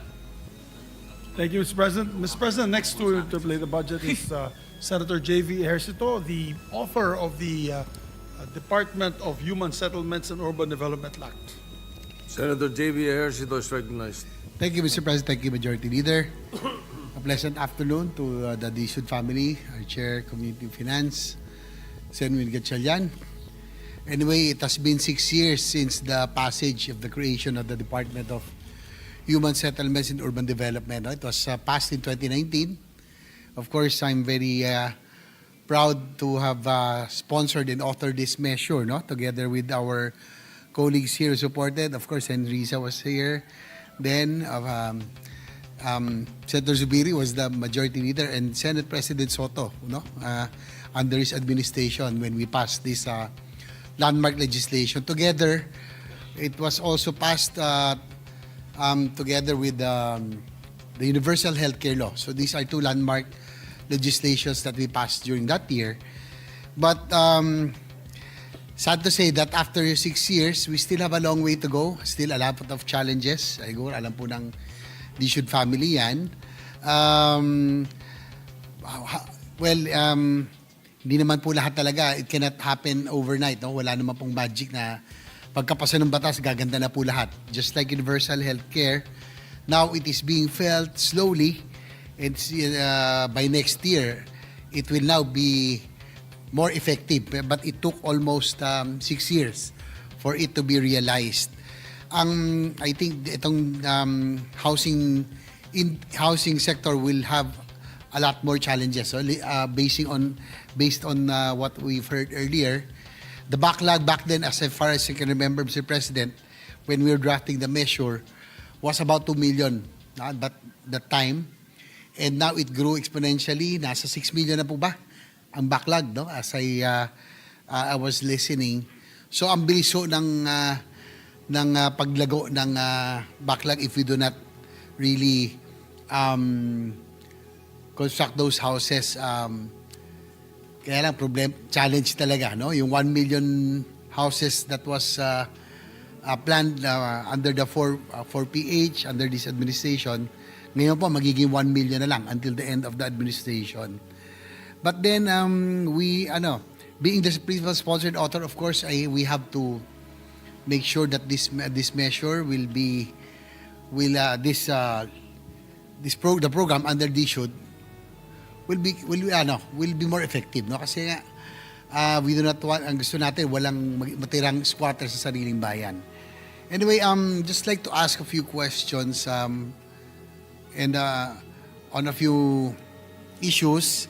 So you just like to ask us yung po mga yung mga bagong can we know the names of the new USECs, kasi panibagong familiar faces na po sila. Ang ko lang when we started drafting this measure ever since the Housing Summit, wala na ho akong nakikilalang familiar face sa kanila. So just a rundown, the key officials, can we have their names?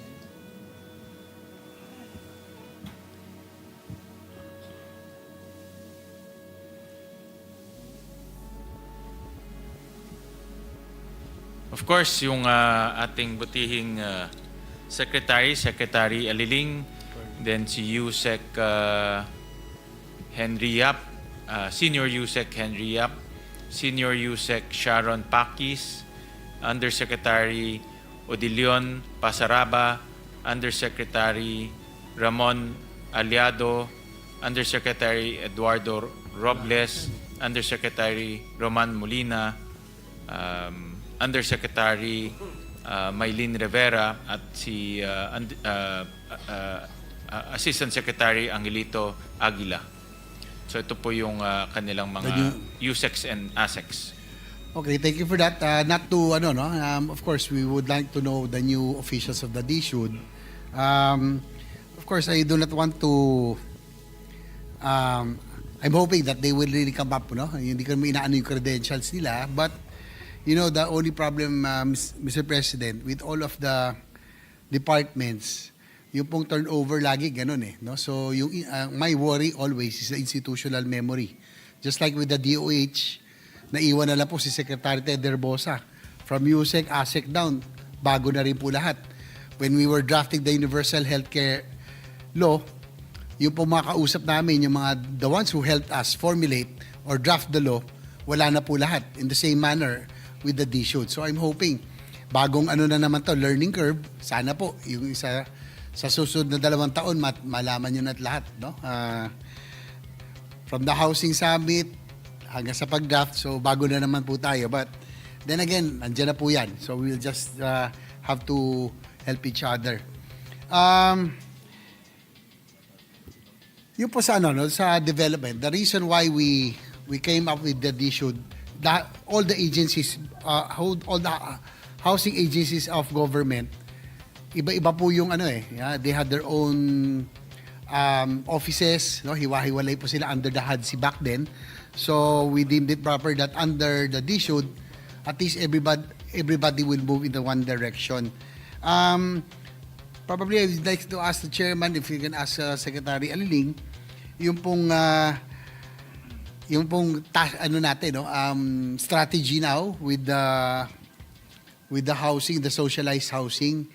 Sana po hindi na maulit yung mga dating nakagawian, nagagawa na kung saan pinakamura ang lupa, doon po bibili, magde-develop, gagawa ng socialized housing, low-cost housing, tapos pwede yung ilumipat yung mga beneficiaries, but after a few months, after a few years, iiwanan. Kasi po, malayo sa transport hub, malayo sa mga health centers, sa mga educational facilities. And during the time, Mr. President, Mr. Chairman, ang nangyayari, nasa 30% or below ang occupancy. Nagsasayang po tayo ng pera. So, I'm hoping that with the passage of DSHUD, ang gusto natin township development. It should now be complete with the health, educational, transport hubs, and others. So, I just want to ask: is this the same direction still that will be pursued by the leadership of Secretary Aliling and the DSHUD family?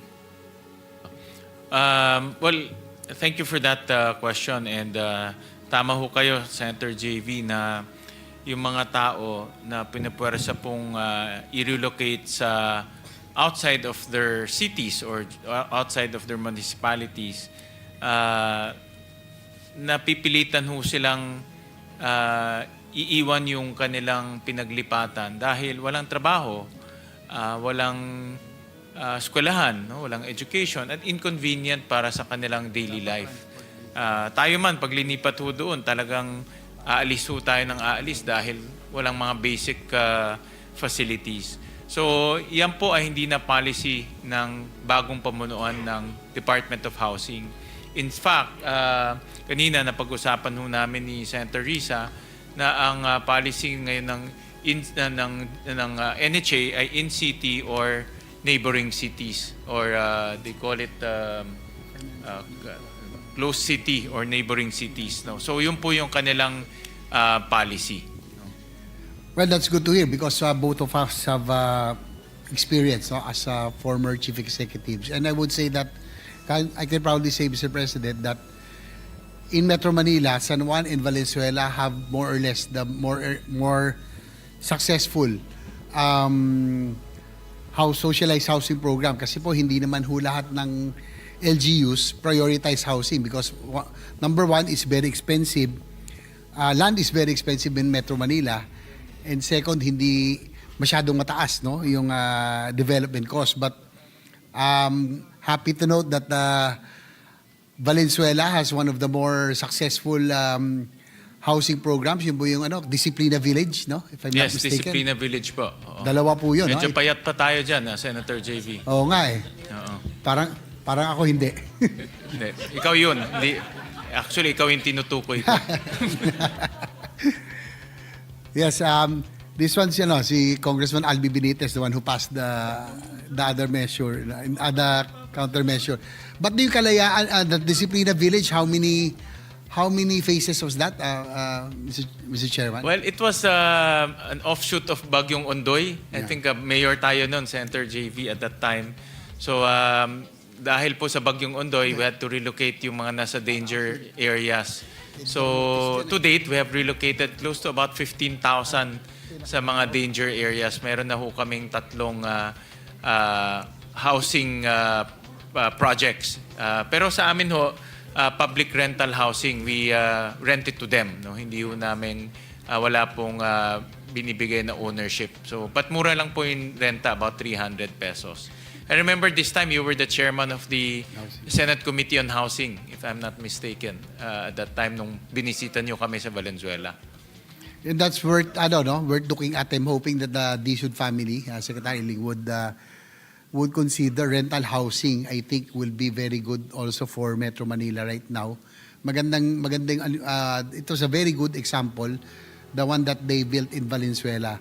Sa San Juan naman, we built medium rise also, 5-story. This was this community, St. Joseph, was gutted by fire, about 1,000 families or 5,000 inhabitants. But we were able to establish a 5-story socialized housing. My question, Mr. President, during the time of Secretary Acusar, he wanted high-rise, no? I think he wanted high-rise socialized housing for Metro Manila. Rationale is being because land is definitely expensive in the urban area, especially Metro Manila. So, they will maximize, no? Na maglagay ng high-rise. My only apprehension is that pag high-rise, the cost of maintenance is very high, no? Yung mga elevator, hindi pwedeng 2 lang yan or 4 pag ganun malalaki. Baka 6 to 8. And then the common usage area. What is the take or the position of Secretary Aliling daw and the Dishud family? Do they still pursue ito pong mga socialized housing that is high-rise, na 20-story or above?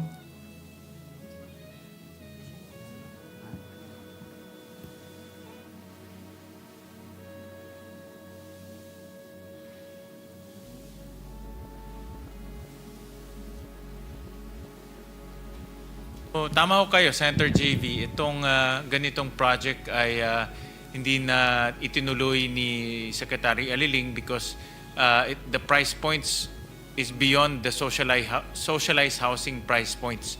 So hindi ito yung mga hindi kayang ma-afford ng mga constituents ho natin na dapat ho natin bigyan ng pabahay. No? So hindi na nila ito inadopt under the new 4PH. But what they adopted is a walk-up until 5 floors na public rental housing. So we go back to the old formula. Yes, bumalik. That has been, I think that's the proven formula for socialized housing. Talagang walk-up lang. I think yung Sen. Gatchalian is the one in Valenzuela is also 5-story, no? Walk-up also. Yes, parang 4.5. 4.5. Kasi itong pinapakita ko sa inyo ngayon, kasi ayaw magpatalo yung mayor namin eh. Gumawa kami ng 5-story. Gumawa naman siya ng 22-story. So that's my worry, no? My apprehension. Because the cost of development, the cost of maintenance, security, elevator, common usage area will be very high. Ngayon nga lamang, siguro alam po ninyo na ang hirap ng maningil doon sa amortization, that's very low, or rental. Kung isasama pa itong mga ganitong type na kusa na common usage area na mayroong fees, naku, baka mas mahirapan na ho tayo maningil. Anyway, that's I would like to thank Secretary Aliling for again and going back to that proven model, no, na walk-up, which is really more appropriate for socialized and in-house housing. So, my question also now is that will we continue with the pursuing in city house or near city housing in urban areas? Will the Dishud partner with LGUs? Kasi ang mahal dito, the bigger portion, the more expensive portion is land. If the LGU would provide the land, I think Dishud can develop, no? In the same manner that we in Valenzuela and San Juan were able to do it. Kaya ho sa Valenzuela and also some, I think QC kanina narinig ko, Kaya ho public rental housing because mahal ho talaga yung lupa. No? In Metro Manila, the price range can range from 45,000 to all the way to 200, 300,000. Kaya ho, pag isasama ho natin yung price of land dun sa amortization, hindi talaga kaya ng mga beneficiaries. So the model that DSUD now is using here in Metro Manila is public rental housing. So at least yung on LGU land, no? On LGU land para po Just like a Valenzuela model. para wala hong amortization yung lupa. And you can also redevelop that in the future, no? Sa Singapore ho, all housing units doon is rental, no? And from time to time they redevelop the area, lalo na kung yung area po nagiging affluent. So that's the model that DSUD now is adopting. Well, that's good to hear, no, from Secretary Liling, because these are proven more successful programs, no. Maganda yung sa Venezuela, and I would really support that, yung rental for Metro Manila. But siguro itong ginawa sa amin na condominium, siguro pwede na rin gawing rental na lang. Anyway, yung po sa with regards to other socialized housing, NHA, siguro for us not to repeat the same mistake as before, now that we are pursuing the massive infrastructure, North-South commuter line, Metro Manila subway, and others, probably the housing sector, the DSUD can base its projects or programs on the transport development. Kung nasan yung transport, dapat sumusunod yung development. I hope that can be considered, so that hindi na mauulit muli yung dating nasa kung saan lupalop, nilalagay na bundok, na malayo, isolated, iiwanan din. So that's just my 2 cents worth to suggest. Now that we are now pursuing the railway system, highways, sana nandun din yung housing component. Yes, Mr. President, Senator JV. In fact, nakita natin yan in many pag bumibisita tayo sa ibang bansa, nakikita natin na yung mga tao nakatira sa labas ng metropolitan area and then nagko-commuter line sila papasok every day, no? Every day. Even in Japan, it's like that. In Europe, it's like that. So hopefully, pag natapos itong North-South commuter rail natin, that will be the offshoot na yung mga kababayan natin pwede silang tumira ng Bulacan pero everyday pumapasok sila gamit po yung tren. Thank you, Mr. President. DSUD OSEC requested 5.2 billion, NHA 38.83 billion, SHAPSI 9.9 billion for the 4-page project. What is the reason why DBM did not fund these projects, and what alternative plans are in line for these unfunded projects? Ano po ang magiging alternate or direction ng DSUD? Actually, Senator JV, well, thank you for that question. Kaya ho hindi nabigay dahil meron pa silang natitirang funding that will be carried over to 2026. 683 million still remains in the coffers of DSUD, and the reason for that is because they reformed the 4PH program to make it affordable. Yung kaninang nabanggit nyo na tuklasan nila pag high-rise, only the upper 10th quintile can afford that housing project. So they had to reform the program, kaya na-delay po yung 4PH program. But now na reformed na, very clear na yung kanilang market target, gagamit na nila itong 683 million for next year. Kaya hindi ho sila binigyan because of the low utilization.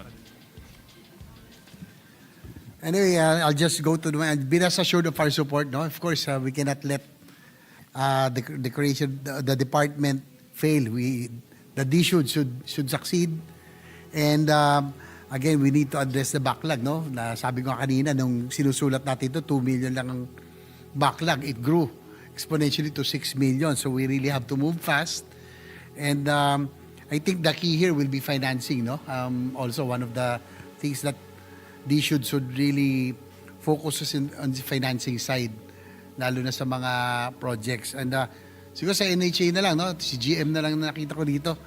How was the, kamusta po ang production ng NHA ever since 2022 up to at present?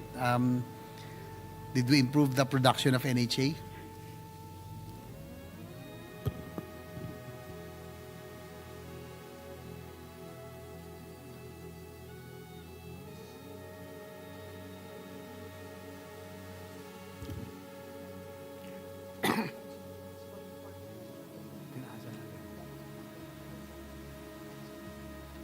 Senate ang nagdagdag. In terms of production, Mr. President, walang problema po yung housing production ng NHA.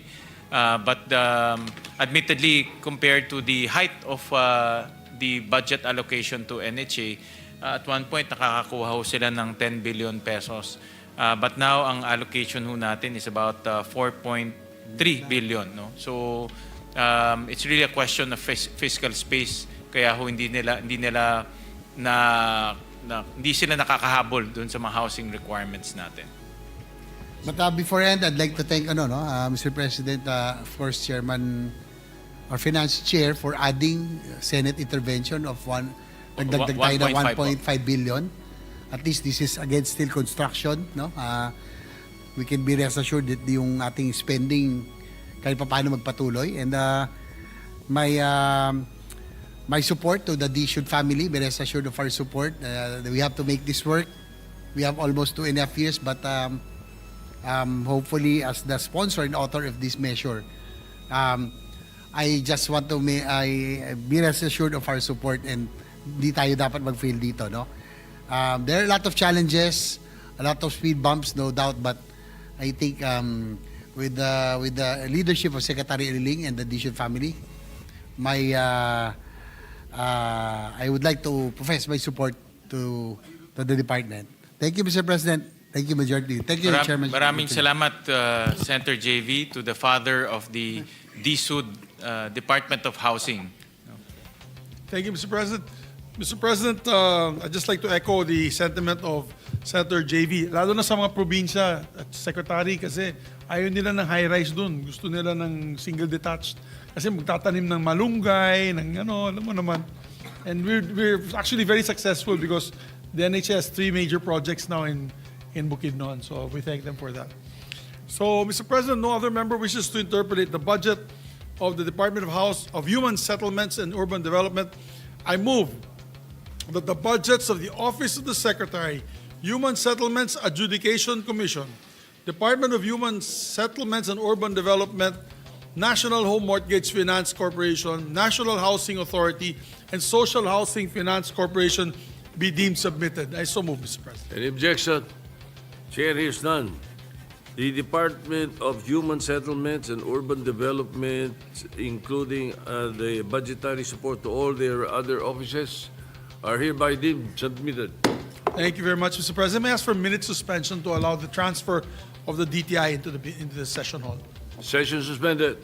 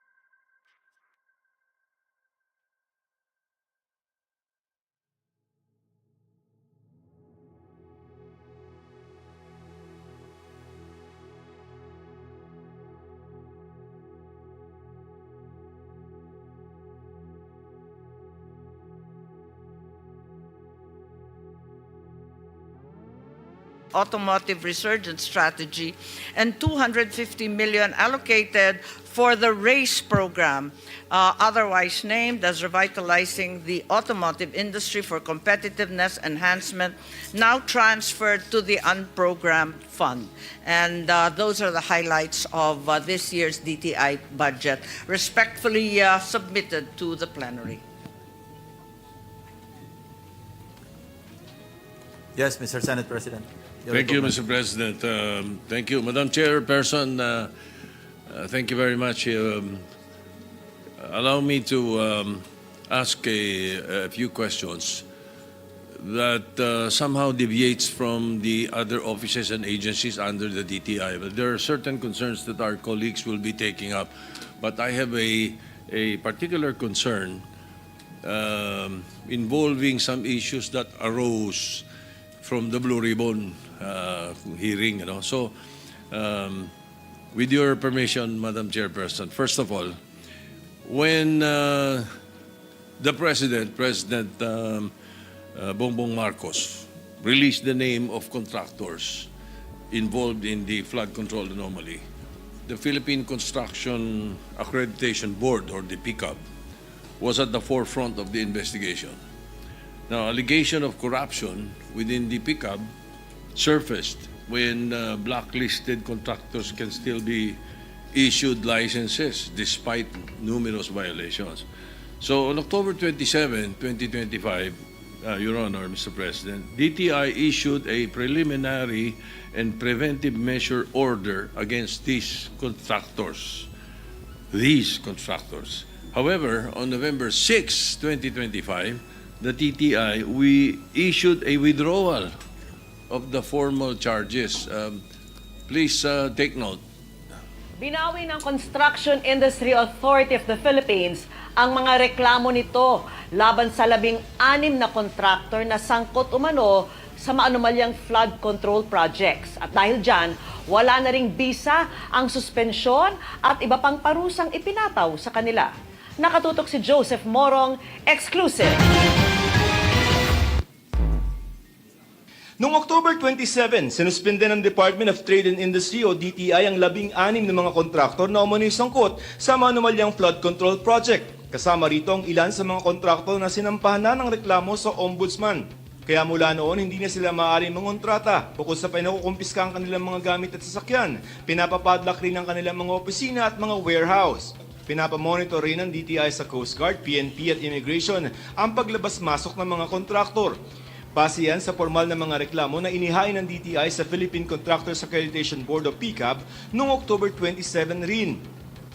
Pero binabawi na yan ng DTI ngayon. Sa mga dokumentong ibinigay na mapagkakatiwala ang source ng GMA Integrated News, makikita na winidraw kahapon lamang ng Construction Industry Authority of the Philippines o SIAP na attached agency ng DTI ang mga reklamo nila. Kapareho lamang daw pala kasi ang investigasyon ng SIAP sa nauna nang nasimula ng PCAB. At PCAB ang may kapangyarihan na magrekomenda ng suspensyon sa kalihim ng DTI. Kaya raw revoke na rin o wala ng bisa ang mga dating ipinataw na suspension na mangontrata sa mga kontraktor. Hinihingan pa namin ng pahayag si DTI Secretary Cristina Roque at ang PCAB. Para sa GMA Integrated News, Joseph Morong, nakatutok 24 oras. Thank you, Mr. President. You see, my question now, is this the first time na merong mga nakasuhan ang DTI? At ang itsura naman kasi parang sila po'y naguluhan sa proseso ng investigasyon sa sarili nilang departamento. Can we be enlightened on what happened? Yes, I was given to understand that this isn't the first time. That in fact, ang PCAB very active sa pagsususpenso at pagre-revoke ng lisensya.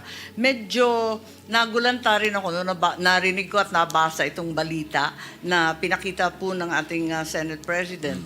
Dahil bakit naman withdraw bigla? Pero ang totoo, ang nangyari, nagkapatong-patong, nataranta yata lahat, nagkapatong-patong ang kaso. At ang nangyari po, yung PCAB may ongoing investigation na direkta yung solusyon, iso-suspend o i-re-revoke yung mga lisensya. Yung SIAP, wanted to undertake the same thing. So they withdrew one case to focus on the suspension and revocation under SIAP itself para hindi na doble-doble at walang makalusot. So ang status ngayon, ang status para maliwanagan tayong lahat, ang nangyari, as of September 1, naabutan ng PICAB board yung 9 contractors licenses ng Diskaya. Lahat nung siyam na yan, suspenso na. In fact, naging permanent revocation na siya as of September 1. Tapos, yung licenses of the other contractors, while they are active, they still are pending the investigation and possible board action of PICAB na. PICAB na, hindi na SIAP. Pagkatapos, a resolution will be released shortly, malamang next week, dun sa Wawaw Builders at Sims Construction Trading. Sa madaling salita, ongoing na ang pagre-revoke at suspendin ng mga airing contractors na ito. So there was a withdrawal. Kasi nagdoble po yung kaso. Dalawa I see. kasi yung in charge, both PICAB and SIAP. So they decided tumbukin na kagad yung revocation para mapigil. Wag na muna yung investigation, dire-diretso na sa pagre-revoke. After this withdrawal, na ngayon, sige, may mga pending sila. Are there preventive orders now issued? Meron ba kayong, are these the same or stricter preventive measures ang gagawin ngayon ng PICAB? Yes, right now, the problem is that PICAB is not operational, as we know, because they came here to the Blue Ribbon hearing. Nag-resign yung 3 board member. So, isa-isa sila ina-appoint, 2 na yatang na-appoint, kulang pa rin ng isa pa. So, yun ang inaantay. Pero in the meantime, ang sinasabi, yung continuous investigation and review of documents submitted by the contractors. Sasabihin ko yung tapat, ako, medyo diskumpiyado ako dyan sa PICAB. Sabi ko nga sa Department of Trade and Industry, pwede naman take over na yan ng SIAP.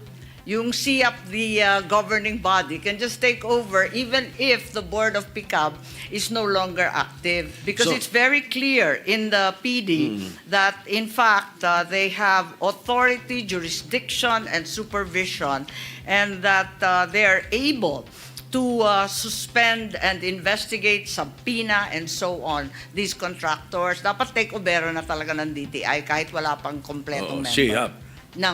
Yes po. So, so are we saying that the investigation should not be separate? Hindi ba dapat maging separate investigation, may sariling investigation ng PICAB sa nangyayari at saka ang DTI? Yan rin po ang tinatanong ko, pero sa kanila, sa pakiwari nila, magduduplicate lamang at mas nakakalito raw kung kaya't inuna na lamang nila yung agarang pagre-revoke ng mga lisensya ng Diskaya contractors at saka yung susunod, yung Wawaw and Sims. So hopefully, tamang desisyon yun. Pero in agreement po ako sa inyo na dapat mas aggressive, both PICAB na and SIAP. So are there cases filed against these officials, the former officials of the PICAB officials? May we know, nag-resign na sila ba o ano ba nangyari? Although they resigned, I don't think it should stop there, di ba? Are there cases filed against these PICAB officials? Medyo mabagal ng reaction ng SIAP. Wala pa Wala pang kaso kasi nag-iimbestiga pa lang sila. Sabi ko nga, napakarami ng ebidensya, ano pang imbestigahan? Dapat kasuhan na yan, kahit preventive suspension man lang. Pero andun pa rin sila sa investigative phase. I don't think we should stop there, no? Dapat, yes, you're right. Push through with the investigation because baka yung mga bago nyong ilalagay o bagong maya-appoint, makikita, wala, magre-resign lang pala, okay na rin kami. Di ba? Baka hindi maging maghigpit bigla. Dapat hindi nakakaligtas, dapat maparusahan at ang liwaliwanag. At ang sabi ko nga, pati yung rules and regulations ng membership of the board, paltan na. Very clear naman yung conflict of interest kung public works contractor, ikaw pa ang regulatory body, hindi naman po tama. Correct, agreed. And I'm glad I am hearing the chairperson in charge of the budget of the DTI watching over it. Thank you very much for that. Anyway, let's wait for the cases to be filed and what will happen later on. Let me move on to another topic. No? More or less, ramdam na naman nila kung ano yung gusto natin as far as that Oo. issue is concerned. Sang-ayon tayong lahat dyan. Okay. Yesterday, I asked the ICT regarding the proliferation of illegal substances being sold on various online platforms. There are abortifacients openly sold on Facebook and illegal substances such as peyote sold on Shopee. Ayan, nakikita niyo po dyan, ano? DICT conveyed that they coordinate this with DTI. What is the monitoring and regulating process and action being taken by DTI regarding these matters? According to DICT, nagko-coordinate sa inyo. Yes, ang DTI ang binigyan ng responsibilidad mag-monitor ng online selling of these products, including abortifacients. Ito nga, nakikita natin, ghost guns, weapons and ammunition, illegal drugs. Kung ano-anong binibenta online, they seem to get away with it. Ito nga yung problema. Pero meron digital surveillance and tracking, ang DTI, Fair Trade Enforcement Bureau and Electronic Commerce Bureau. Ang nagagawa nila mag-take down at mag-blacklist. May compliance and blacklist orders. Ang balita, 108 takedown na sila.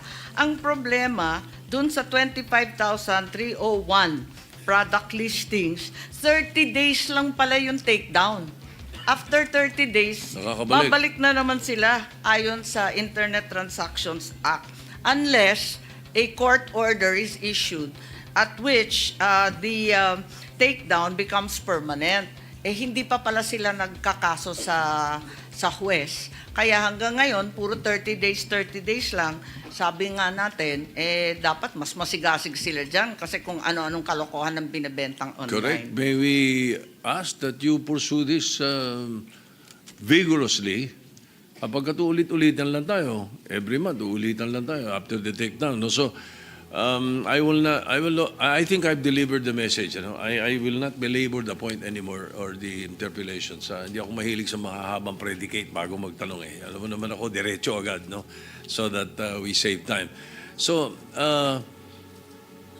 submit na lang to the Senate, please, kung ano na mga actions taken and what are these, what are the results of this, and then the follow-ups, And then after the takedown, the blacklist, ano ginagawa, ano nangyayari? Perhaps we could include that in the hearings of the e-commerce. Senate Bill 191 o yung anti-fake news, fake content natin isa pa yun, mga opo. Na bill, di ba? Yes. We will At saka be able yung to e-commerce, pwedeng i-revisit po. Yun, Kasi okay. mahina sila maghain ng kaso sa korte. Ang dami naman nilang abogado. Sabi ko, yung 108 takedowns na yan, pabalik-balik every month. Kalokohan to, pati yung fines. Ang liliit ng fine, ang lalaki ng kumpanya ng Lazada, Shopee, mga big time yan eh.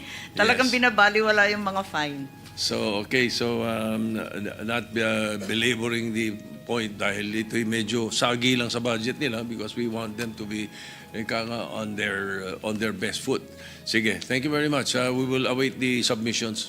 If I may just add, SP po, in Australia, nag-give up na sila sa regulation ng online products. Ang ginawa nila, absolute effective this coming December 10, the Australian government will implement a law banning social media access for individuals under 16 years old. Ganong katindi. So, hindi ko naman sinasabi na yan, ganong kadrakonya ang gagawin natin, but we should really consider something especially for the youth. At saka yung pinaparusahan dito yung platform, hindi yung magulang at bata. Parang tama yung approach. Correct. Something to study. Thank you for the information. Thank you, Madam Chairperson, and thank you, Mr. President. Thank you, Senate President. Next in line, the gentleman from Isabela, Senator Rafi Tulfo, is recognized.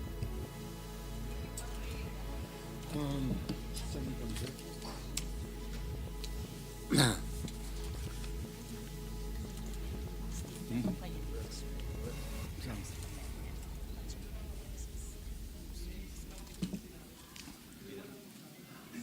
afternoon, Mr. President. The Filipino crowd never disappoints pagdating sa concert. Panalo talaga ang Pinoy crowd. Kaso, bukod sa hassle, pagpunta at paalis ng venue, di labong mas mahal ang bentahan ng concert tickets dito sa atin. Tulad na lamang itong Blackpink concert, itong nakaraang weekend, Sabado at Linggo.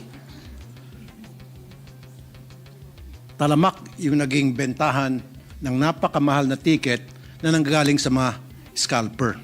Example na lang sa VIP seats. Na ang isang upuan ay supposed to be 19,000 pesos, pero ang bentahan ay nagiging 60,000 pesos. Yung general admission na supposed to be 3,000, binibenta ng 6,000 pesos. Ano po ang ginagawa ng DTI tungkol sa napakatagal ng problemang ito na ginagawang negosyo ng mga scalper, itong mga fans ng mga concert favorites? Bakit po hindi na-address itong issue nito, Mr. President? Sangayon po ako at talagang talamak na itong scalping na tinatawag na marami talaga nagagoyo sa napakatataas na presyo. Ang sabi ng DTI, at hindi ako sangayon sa paghuhugas kamay, pero ang sabi nila, hindi daw nila magagawa ng paraan kasi customer to customer. Wala daw kinalaman sa business to customer. So they're not protected by the Consumer Act. Palagay ko, kinakailangan imbestigahan ito at gawan ng paraan kasi talamak na nga. Customer to customer, what does it mean? Kasi ang ticket binibili sa SM, ticketing office. So they're not being purchased. Ang nangyari kasi, itong mga scalper, gumagamit napakaraming account para ma-corner by the bulk yung number of tickets na desire nila. At pinapayagan yan ng ticketing office ng SM. Wala bang way na ginagawa kayo monitoring to ensure na hindi dapat mangyari ito? Halimbawa sa ibang bansa, let's say sa Indonesia, pag ikaw ay pumasok sa concert, bumili ka ng ticket, of course, to credit card, ipapakita mo yung ticket mo, magpapakita ka ng ID, dapat yung ticket mo, nandun yung credit card number mo, at yung ID mo tumutugma. Dahil kapag hindi ka papasukin. In this way, totally ma-eliminate na natin yung mga scalpers.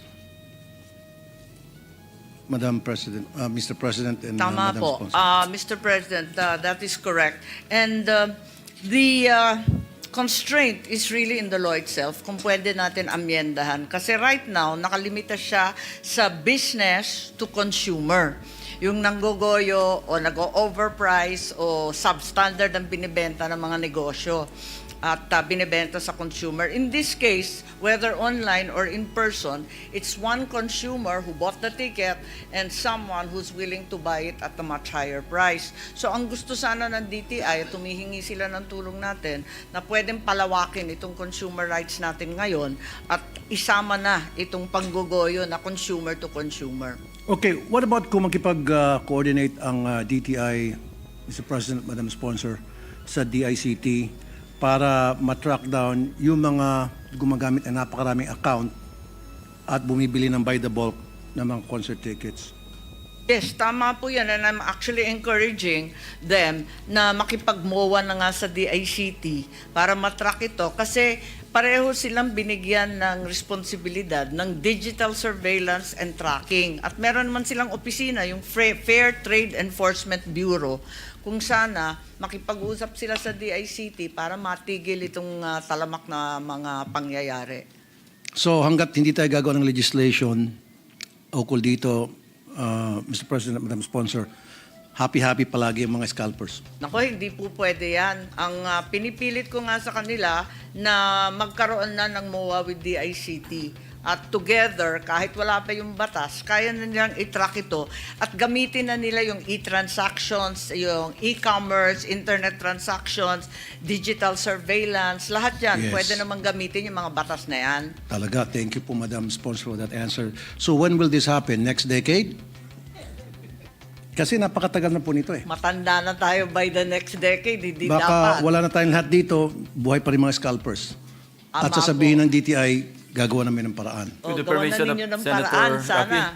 With your permission and the sponsor. Yes, Unfortunately, wala po tayong Anti-Scalping Act. Ano? There were attempts in the past to legislate pero wala, nothing has come out of it. Ang applicable lang na law dito yung Consumer Act of the Philippines. Ano? Please correct me if I'm wrong, DTI. Pero yun lang ang pwedeng i-apply. Pero malayo pa rin doon sa anti-scalping law. I think we should file a bill that should deal with the scalpers. Thank you, Mr. President. Yes, definitely. I'll talk to my legis team and draft a bill pertaining to that, the anti-scalping. Maraming salamat, Mr. President, at talaga i-fast track na natin yan. Pero habang wala pang batas, tulad nga ng sinabi ni Senator Tulfo, hindi naman tayo makapag-intay. Magmawa na muna sila sa lahat ng kinauukulan, katulad ng DICT. Okay, maganda po yan. Magmawa na muna. For the meantime, gawa ng paraan para nang sa gayon, hindi naman naisahan yung mga bumibili ng concert tickets. Okay, now, bakit po dito sa Pilipinas ang mahal ng mga concert tickets? Halimbawa na lang sa Blackpink, yung VIP, yung SRP na sample lang po to hindi ako nanood. I'm too old for this.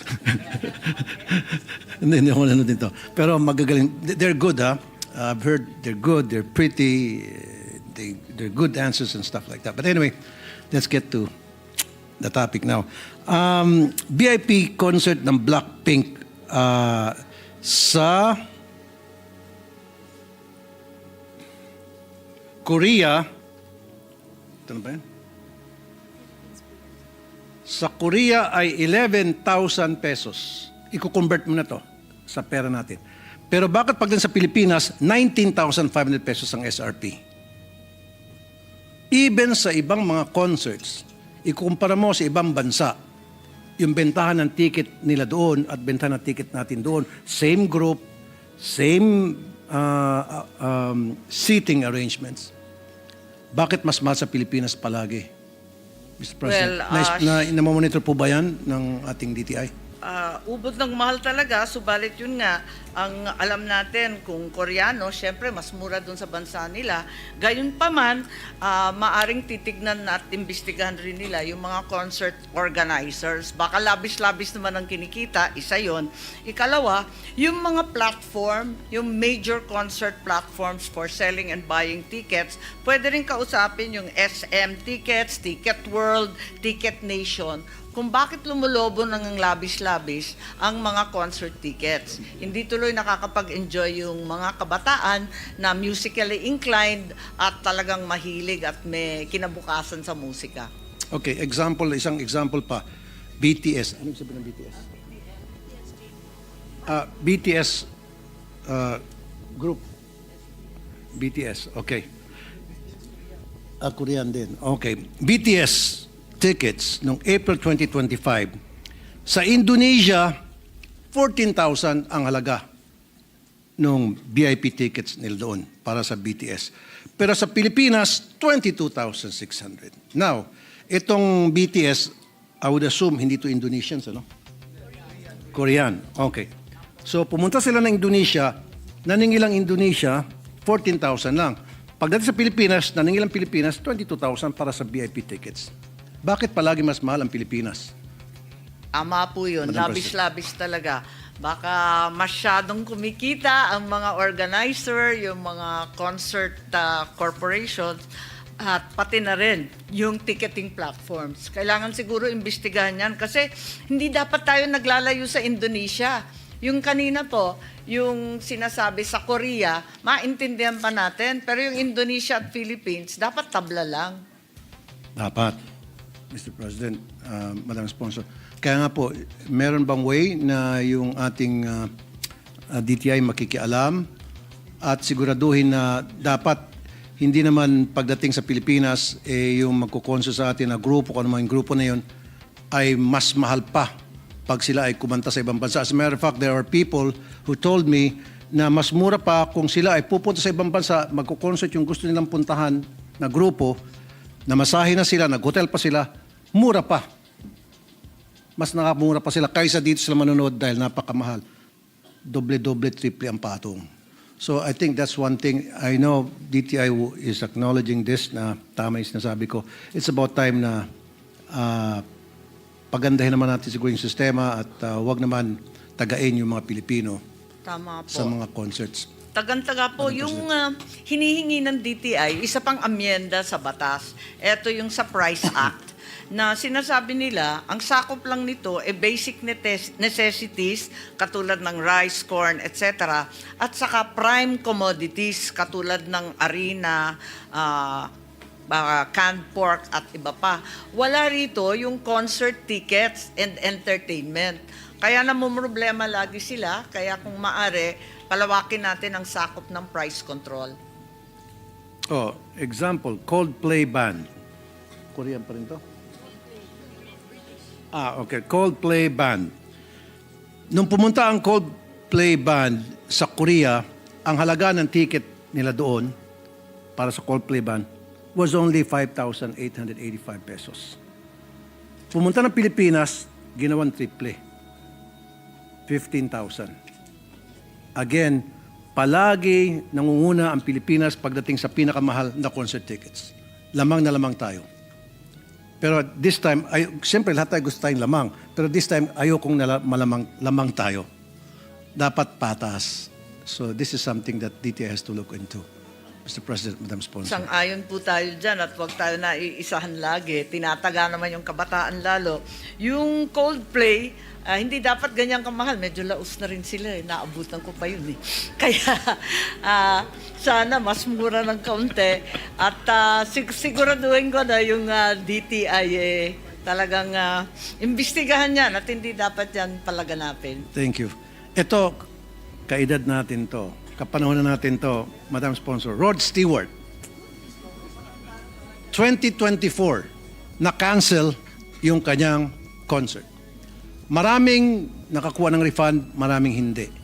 Yung mga nakakuha ng refund, it took them 21 days up to 30 days bago makakuha ng refund sa ticket nila.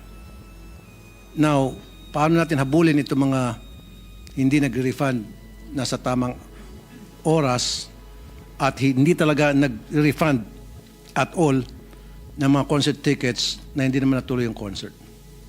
Madam Sponsor. May opisina ang DTI at dito tayo nananawagan, yung Fair Trade Enforcement Bureau, FTEB. Kinakailangan habulin nila talaga ito. Kapag na-cancel, dati naalala ko pa yung Michael Jackson na-cancel din, dapat talaga magbigay ng refund at dapat mabilis, hindi naman isang buwan. Yes, tulad ng Alesso. Ano to? Korea pa rin? DJ. Oh, no show. Si Vanessa at ang nagbigay nito.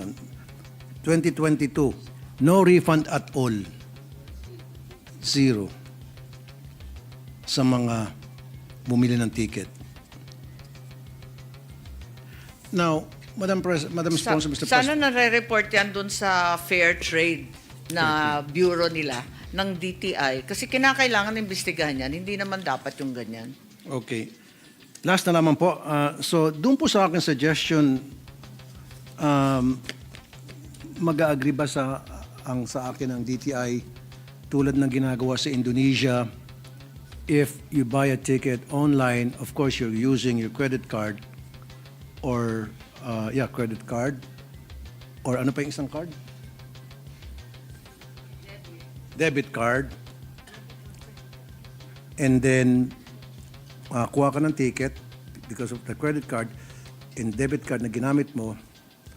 Pag pupunta ka sa concert venue, ima-match up nila, ibabangga nila sa ticket na nakalagay yung credit card mo doon sa hawak-hawak mong ID at mukha mo.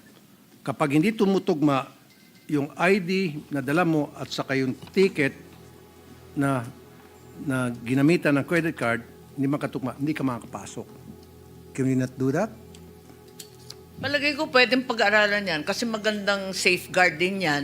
Yun nga lang, syempre, kapag binili ng barkada at rinegalo para sa birthday o di kaya yung magulang ang nagpagamit ng credit card, doon na lang siguro yung mga sitwasyon na hindi magmamatch sa ID yung nagbayad. Okay, sige. Dapat may maliwanag na paliwanag. Pero kailangan siguro pag-aralan natin yan. Tama Madam po. President, Mr. President, Madam Sponsor. Yun lang po. Maraming salamat po, Madam Sponsor, Mr. President. Thank you very much. These are very useful safeguards and amendments that we can keep in mind. Sana sa susunod na budget hearing ng DTI, mas na-actionan na itong mga scalping at iba pang online scam. Salamat po. Thank you, Senator Tulfo. Senator Joel Villanueva is recognized. Thank you, Mr. President. Distinguished sponsor, my seatmate since I started public service 24 years ago. May we know if our colleague, distinguished lady from Ilocos, would yield to some questions, Mr. President. Yes, certainly, Mr. President, I'm happy to attempt to answer the questions of the Honorable Villanueva. Thank you, Mr. President. Actually, I am not going to ask a lot of questions as let me state for the record that I've been very supportive of the budget of DTI and its attached agencies. We were part of the commission and appointment that confirmed our good secretary, and we believe in her. And we know that there's a lot of things that we can still do in order for us to help out our economy, especially this representation's advocacy, which is job generation and job creation. Mr. President, let me start asking questions on the issues raised by the honorable gentleman from Isabela, Senator Rafi Tulfo, with regard to scalping, Mr. President. Let me also point out, Mr. President, and we thank the Senate President Pro Temp for raising the issue that we indeed need a anti-scalping law, Mr. President. This representation filed Senate Bill number 556, Mr. President. This is an act prohibiting the selling and or buying of admission tickets through unauthorized sales channels, providing penalties therefore and for other purposes, which was already referred to the Committee on Justice and Human Rights. So I hope, Mr. President, that our colleagues who are also listening in today's deliberation would support the measure, Mr. President, because I feel, Mr. President, that it is very important. And let me also put on record na nabibiktima po ako lagi ng mga concert tickets. Lalo na po yung mga Korean concerts dahil yung 13-year-old na anak ko po ay mahilig sa K-pop. So, nasa Bukawi ka pa at naman. nasa Bukawi pa po ako, Mr. President, at akala ng buong mundo, pag may concert po sa Bukawi, marami po akong ticket at may access po akong makabili ng ticket. And, you know, Mr. President, unfortunately, despite the fact na we wanted to do something about this, it's also a fact, Mr. President, na pag mataas ho yung demand, talagang wala hong magawa yung mga customers, Mr. President. In fact, ako ho, lagi po, tuwing may concert po doon sa Bukawi, lagi ho ako natatanong, may access ka ba? May pwede ka bang mabilhan? Pati ho kasama natin dito sa Senado, Mr. President, tinatanong po ako. But unfortunately, wala po talaga. And magandang masabi po ito doon sa mga nakikinig. Wala ho akong access at hindi po ako nakakabili ng ticket o access para makabili ng ticket. But it's true, Mr. President, yung binabanggit kanina ni Senator Rafi na talagang exorbitant na yung mga fees. And mas madalas po, hindi po talagang yung nakalagay sa ticket na presyo yung bibilhin po.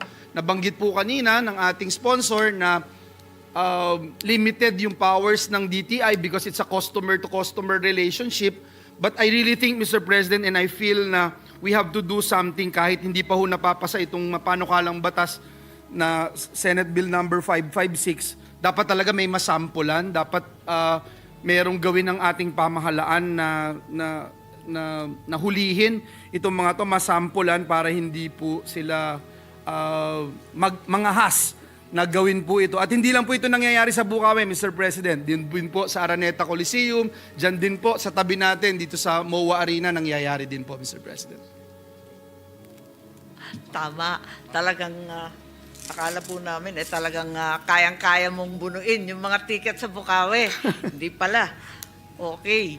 At maraming salamat. Thank you very much for that support for the Anti-Scalping Act. I think it's something that we're in dire need of. And Mr. President, I think we should step up our game. Manghuli ho tayo talaga. Hanapin ho natin ito. No? Kasi ako'y isang basketball fanatic. Every time merong international event dito, yung FIBA, whether it's UAAP or even PBA, pagka ho finals, nangyayari po yan.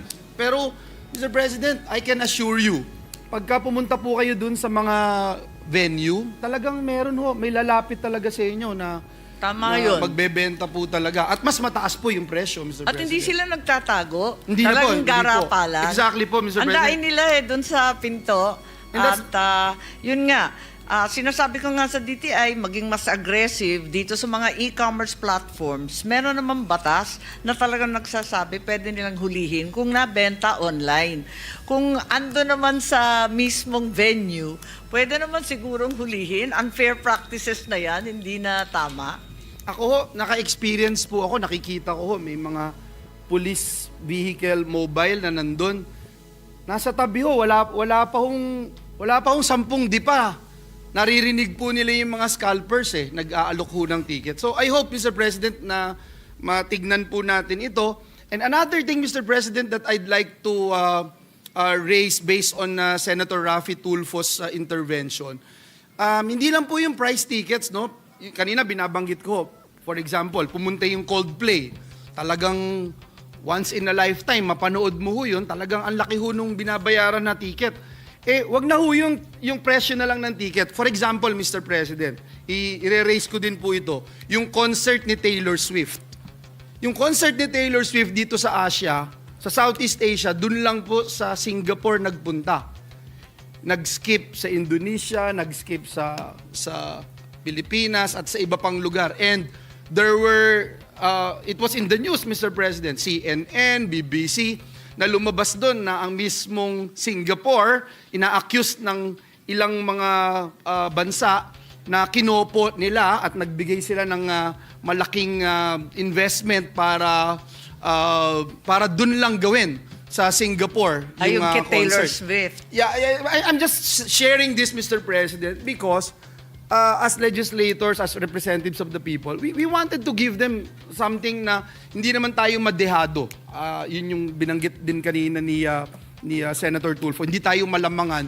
And, you know, yung paglalamang, hindi lang dun sa presyo ng ticket, kundi dun sa access and kung papaano tayo magkakaroon ng opportunity para i-promote ang ating bansa. I'm not just talking about concerts, Mr. President. For example, Mr. President, ang F1 race, Mr. President, wala ho dito sa atin. Sa Japan lang at saka po doon sa Singapore. Sa Singapore, yung night race nila, alam ho ng mga parokyano yun, doon lang ho meron. So, binabanggit ko po ito just because I think these activities ay additional programs that we can look into, low-hanging fruits na makakalikha ng trabaho, makakagawa ng mga activities para i-promote ang ating bansa, Mr. President. And DTI can help out in looking into these projects, Mr. President. Yes, tama po kayo at nahuhuli ang DTI. Talagang ang leisure and entertainment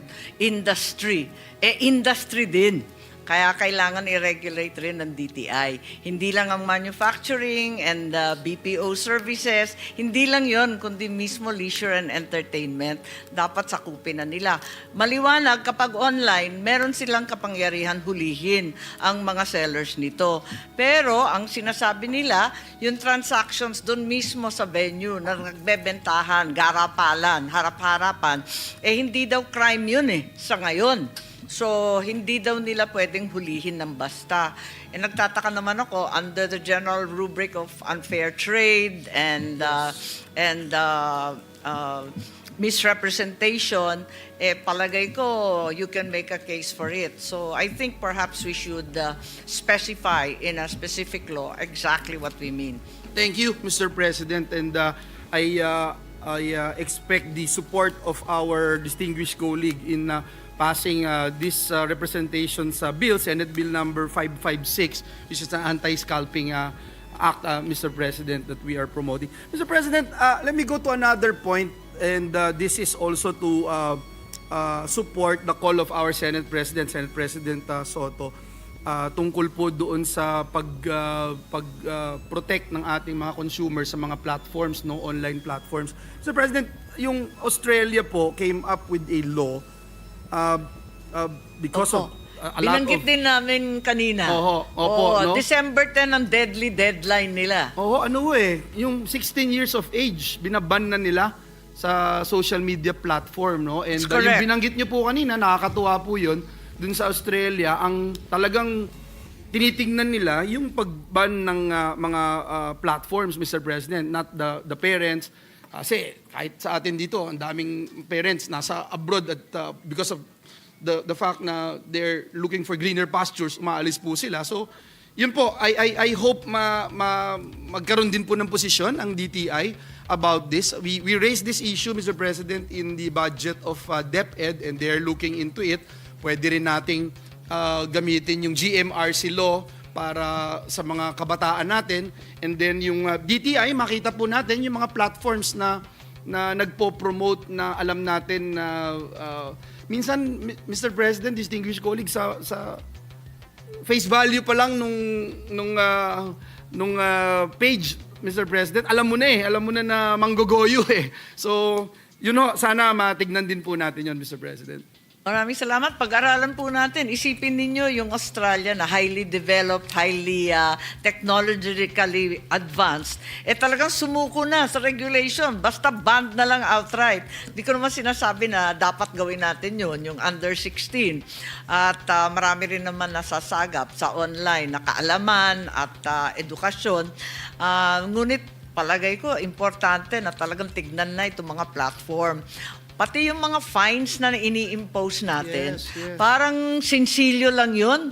Ika nga, card change araw-araw, lang. kayang-kaya nila. Kayang-kaya nila bayaran to, puro 20,000. Nako, yung mga kumpanyang pinag-uusapan, Lazada, Shopee, Temu, Alibaba, kayang-kaya nila yan. Samantalang sa Australia, yung mga fine nila, ang titindi, US $32 million. Isipin mo, for serious and repeated breaches. Dito, 30 days suspension, ibabalik ulit, tapos babayaran mo 20,000. Baka pagtawanan lang tayo ng malalaking platform. Salamat, Ginoong Pangulo, at I hope that we can do better and we can perform better in protecting our consumers. At we still believe in the leadership of our Secretary sa Department of Trade and Industry. Mr. President, last issue ko po, and I made mention about this, yung job creation. No? In this particular budget that we are deliberating upon, Mr. President, the budget for 2026, may we know, Mr. President, the items in the budget that talks about or focusing on job creation, Mr. President? And how much is allotted for next year, Mr. President?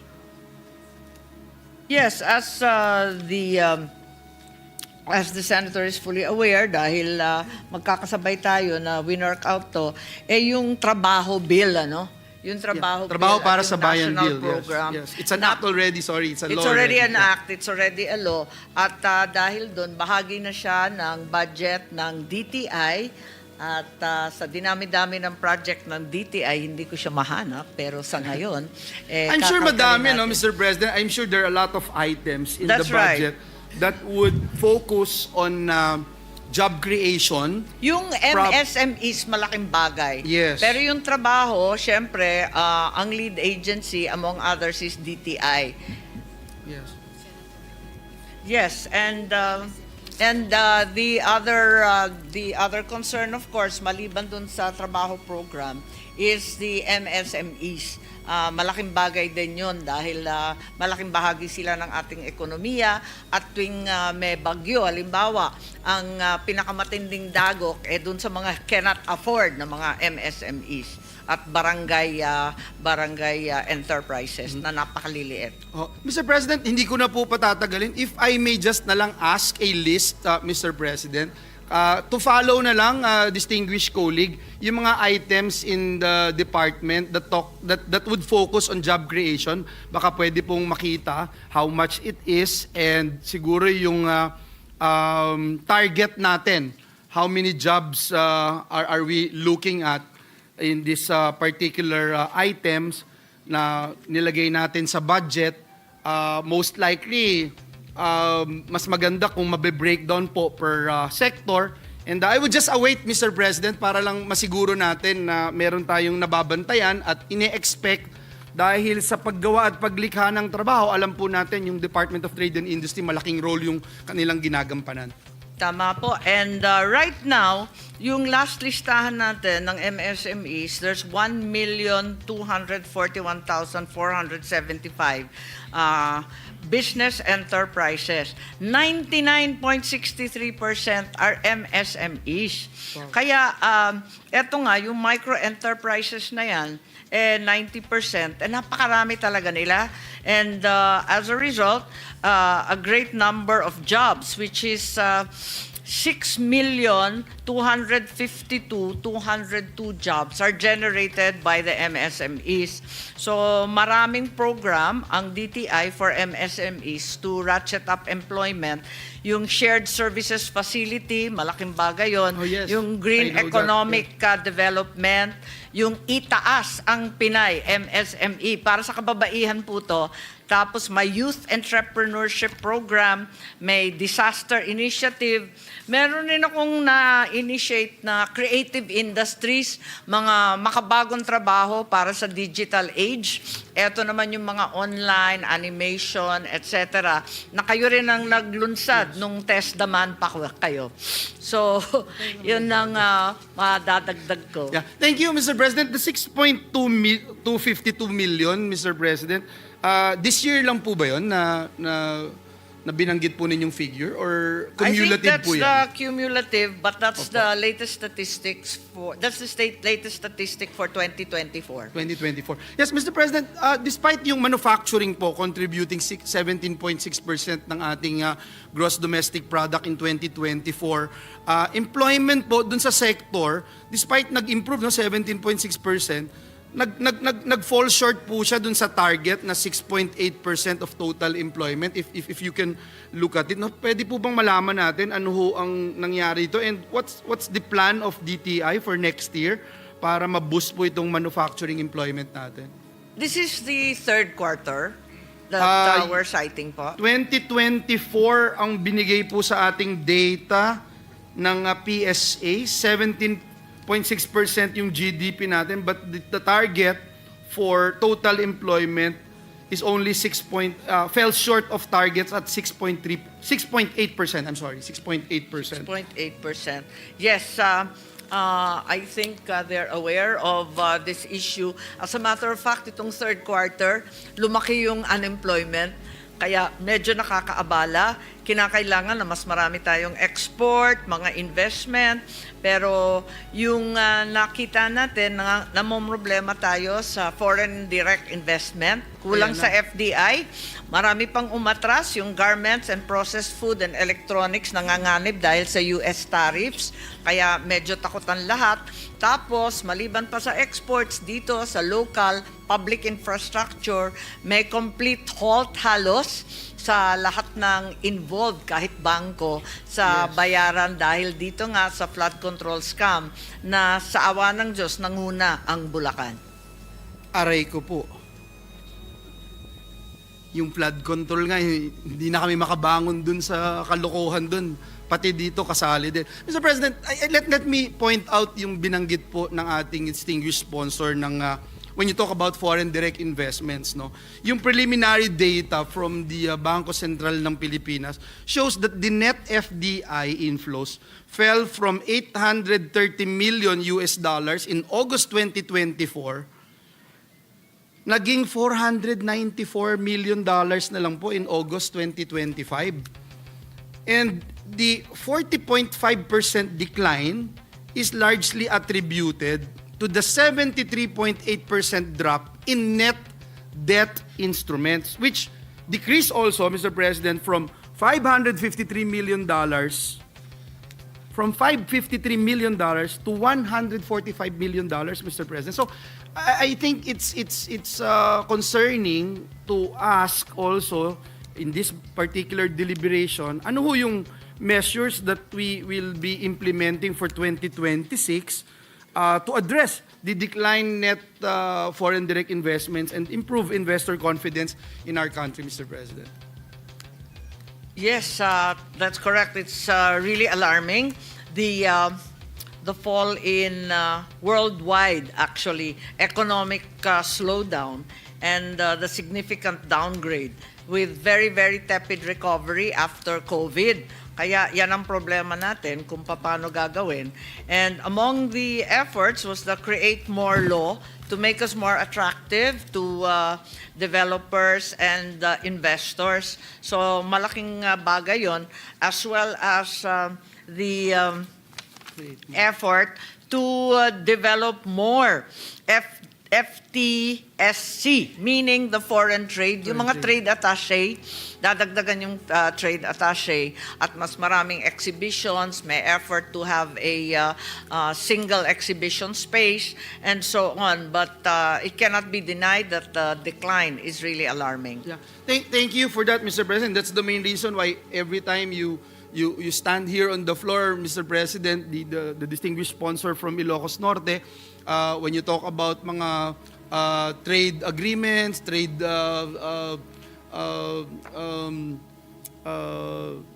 partnership with other countries, Mr. President, kailangan ho talaga natin. But I'd like to put on record kung na, Mr. President, ano man yung po pwede nating maitulong dito sa Senado in order to help our Department of Trade and Industry. We are more than willing to be of help. Maraming salamat for your patience, distinguished colleague, for answering this representation's questions. At sa DTI family, maraming salamat po. Thank you, Mr. President. Maraming salamat. Sa awa ng Diyos, nasa 11 na ang ating free trade agreement. Ang naabutan natin, 3 or 4 lang. At marami pang idadagdag.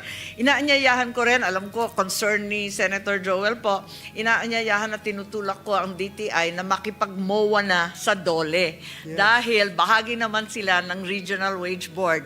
At tuwing may wage hike petition, dapat mas masigasig sila, lalong-lalo na sa mga small micro enterprise na hindi kaya ang mga wage hike.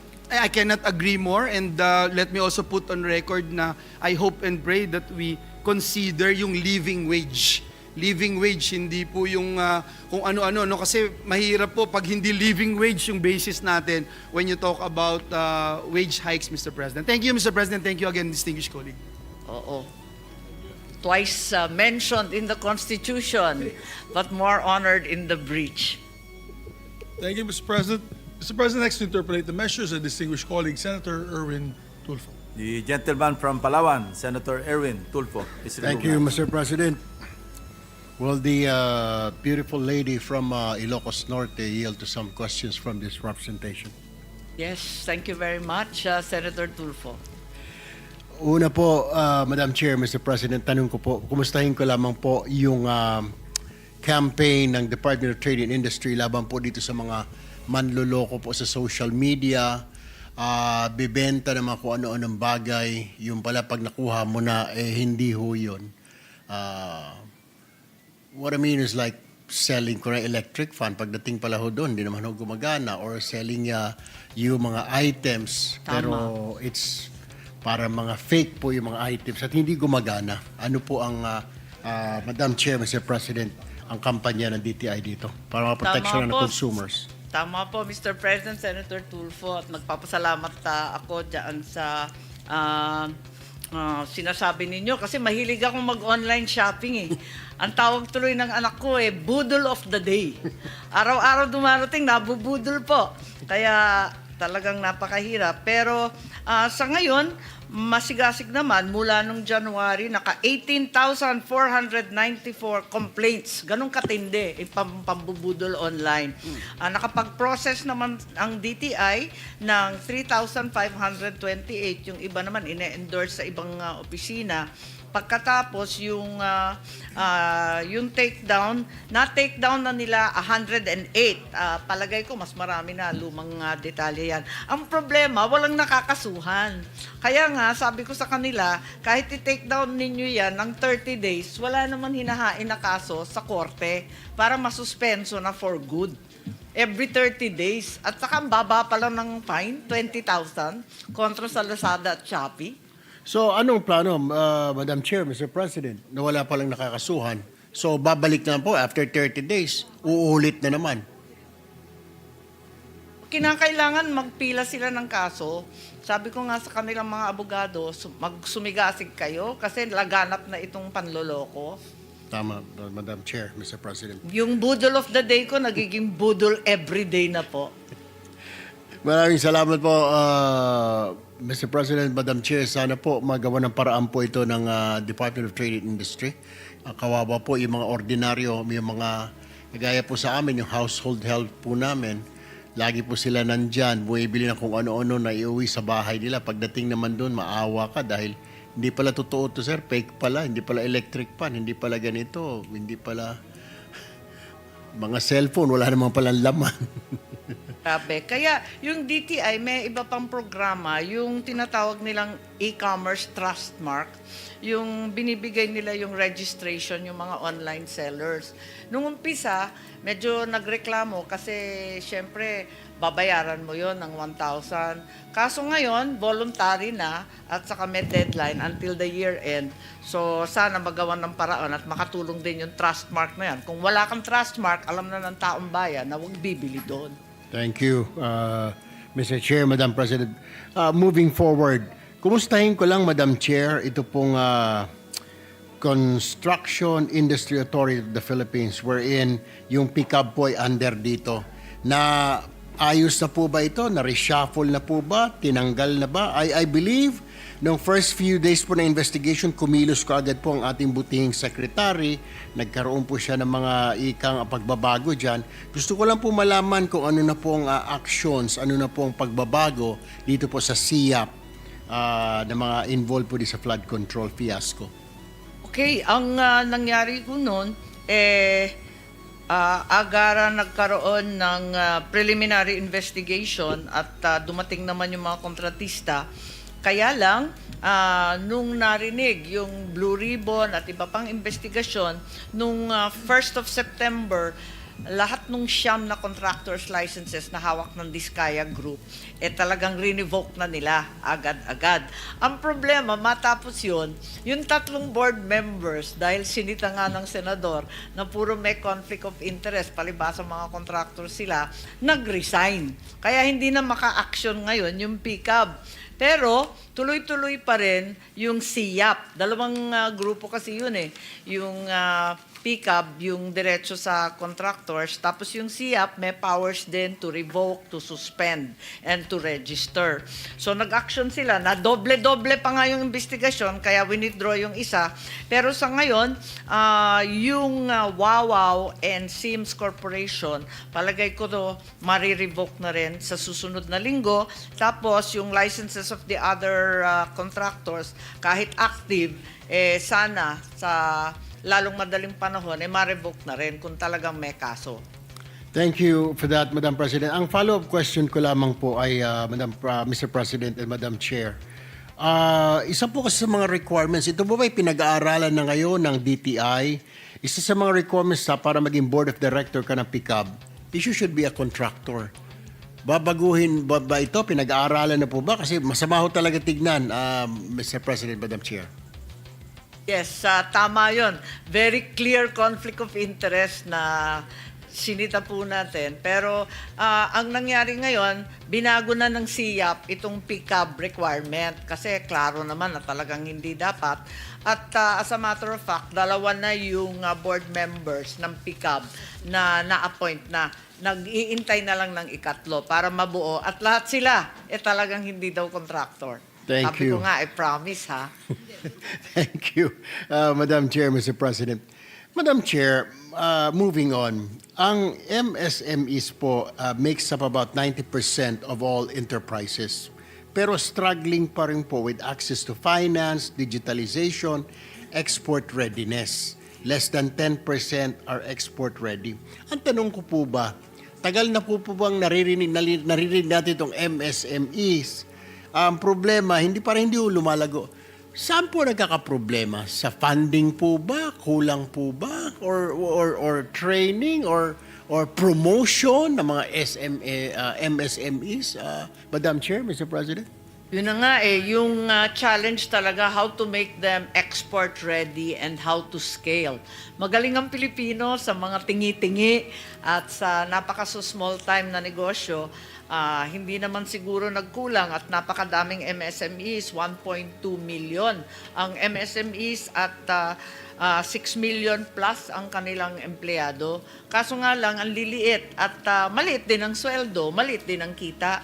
Yun na nga ang problema. So, ang ginagawa ng DTI, nag-i-invest sila masyado ng malaking halaga ng 647 million doon sa tinatawag na shared service facilities para sa kitting, packaging, and so on. Kasi hindi naman kaya ng MSMEs na maganda yung packaging kung bahay lamang, gumagawa lang ng kung ano-anong food process. Halimbawa, at least meron silang shared facility.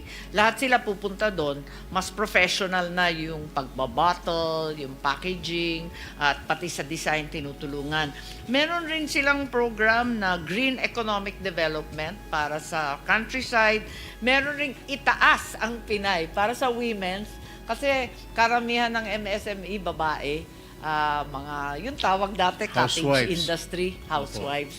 At meron rin yung mga nagre-recover sa yung mga binagyo na wala yung hanap buhay. Meron silang special program for MSMEs na SDRI.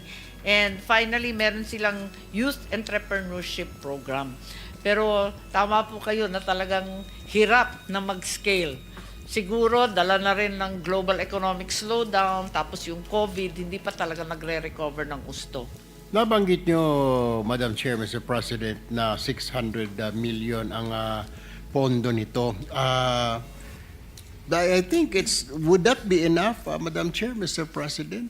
Hindi pa kaya mas maganda kung taasan pa po natin ito para talagang fully ma-equip natin itong mga MSMEs nito?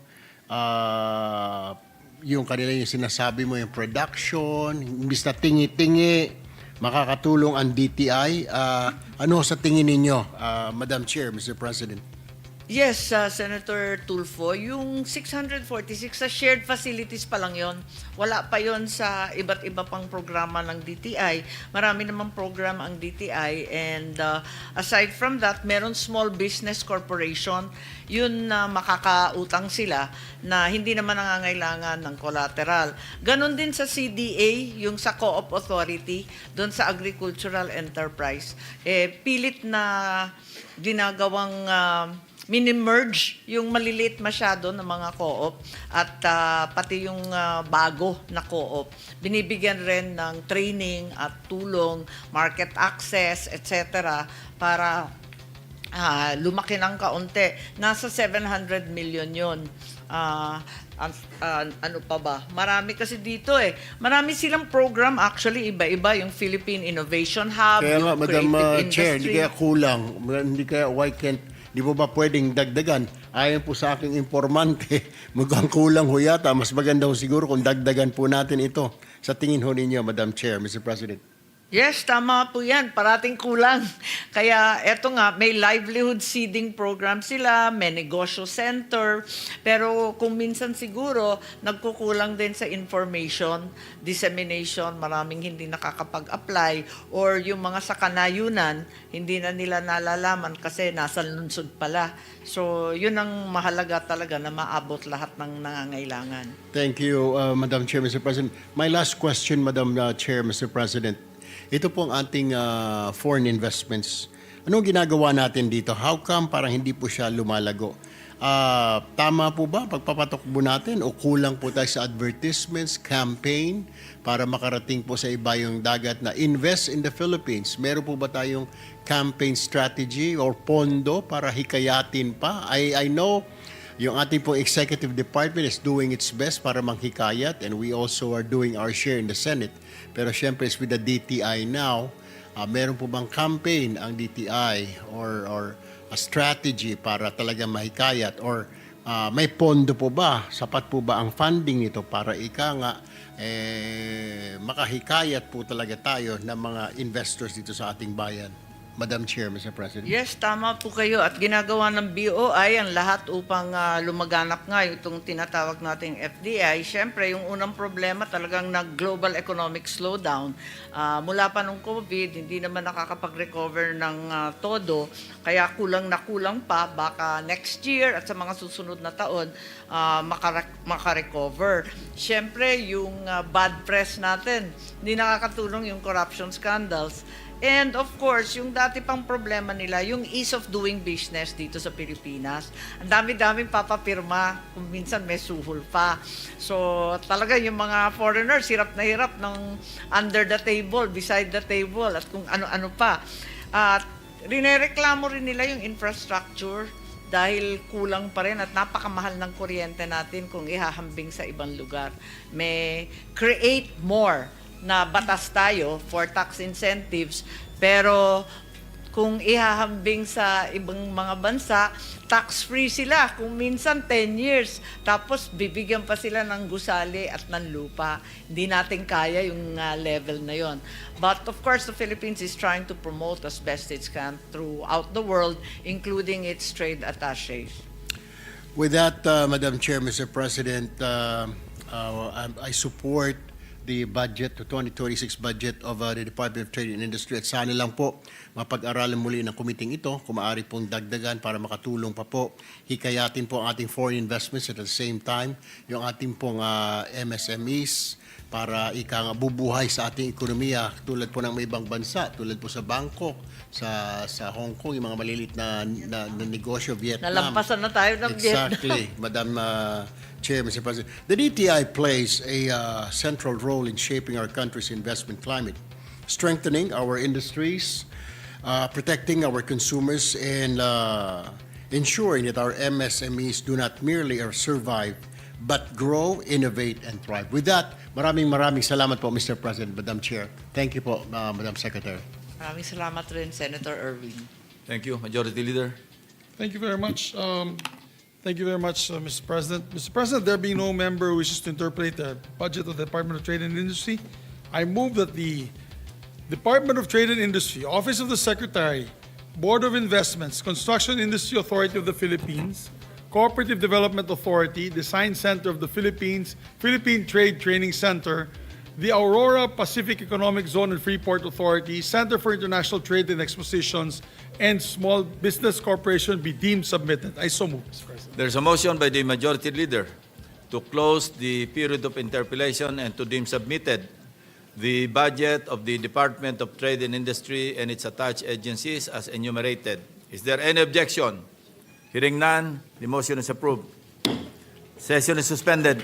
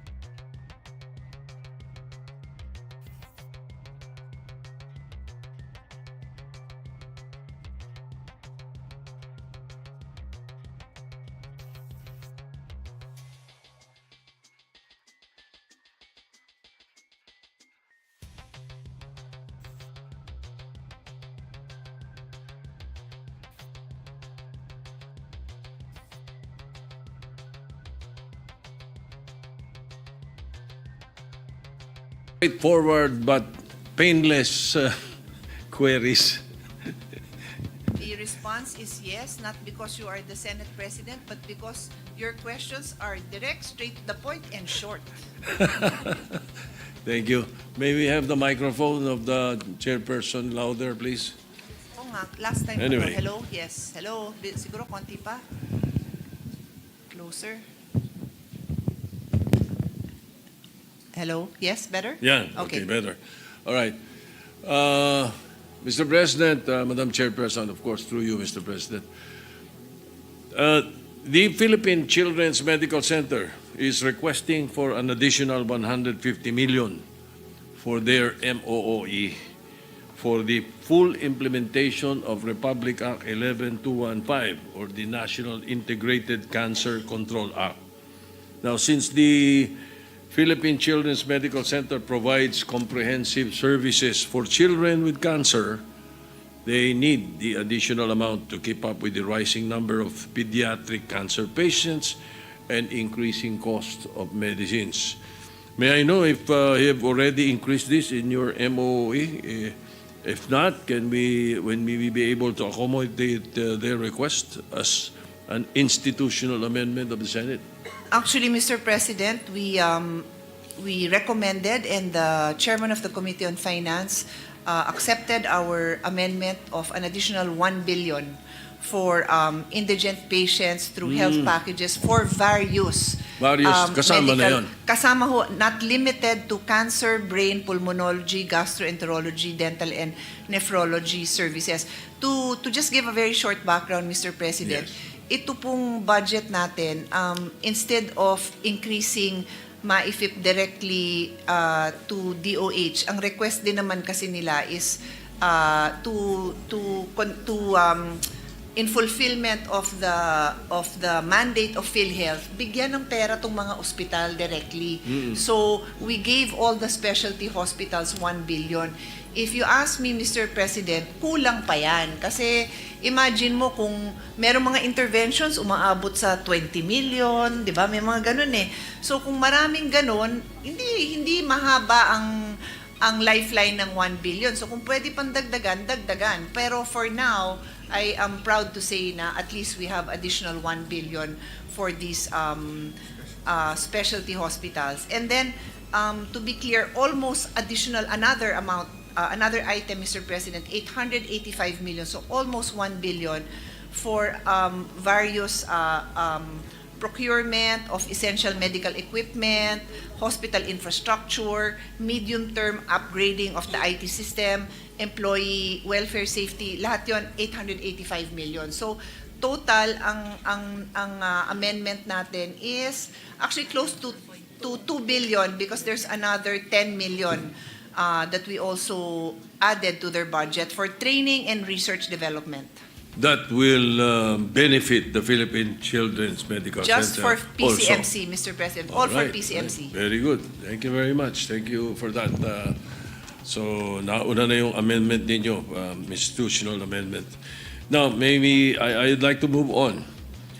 May I know from the DOH now, how many drug and treatment rehabilitation centers we have in the country today?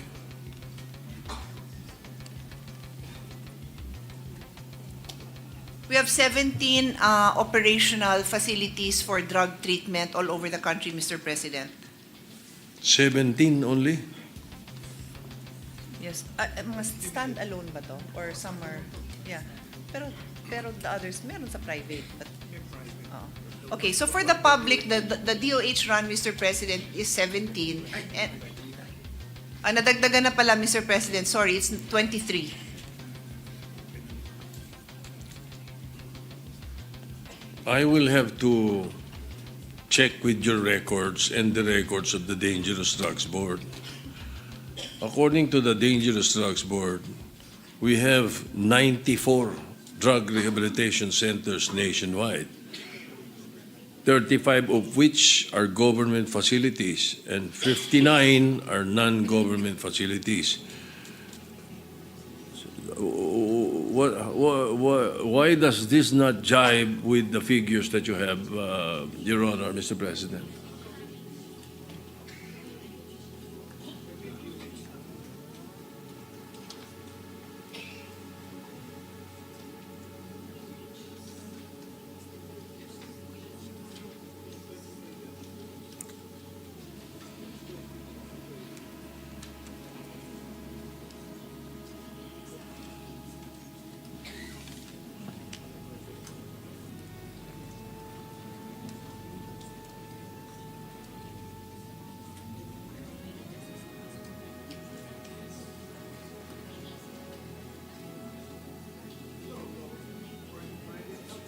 So, Mr. President, the number that I gave earlier, yung 23, those are the DOH-run facilities. In fact, 22 are operational, 1 is under construction. The rest, Mr. President, and the total, as His Honor had said, is 93. These are accredited. So, this includes the private, the LGU, LGU and private. So, to be clear, the 93 includes the 23 of DOH and then LGU and private, yeah. Yes, well, I was hoping for that answer. That was my question. Yes. How many do we have nationwide? All right. How many are accredited by the DOH? Apparently, in your answer, you're saying that all are accredited by the DOH now. All 93? Yes. Yes. All these 93 are accredited, Mr. President.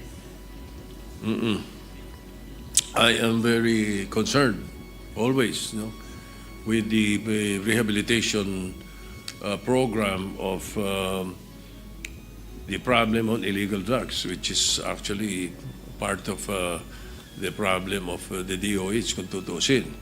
As it is part of the 4 major concerns on how to solve the problem of drug abuse and illegal drugs in the country. We cannot just keep on enforcing and prosecuting without prevention and rehabilitation. So this is a concern that I hope would be always a priority as far as the Department of Health is concerned. Ito pa mga drug rehabilitation centers natin and the programs that they have qualify sa PhilHealth.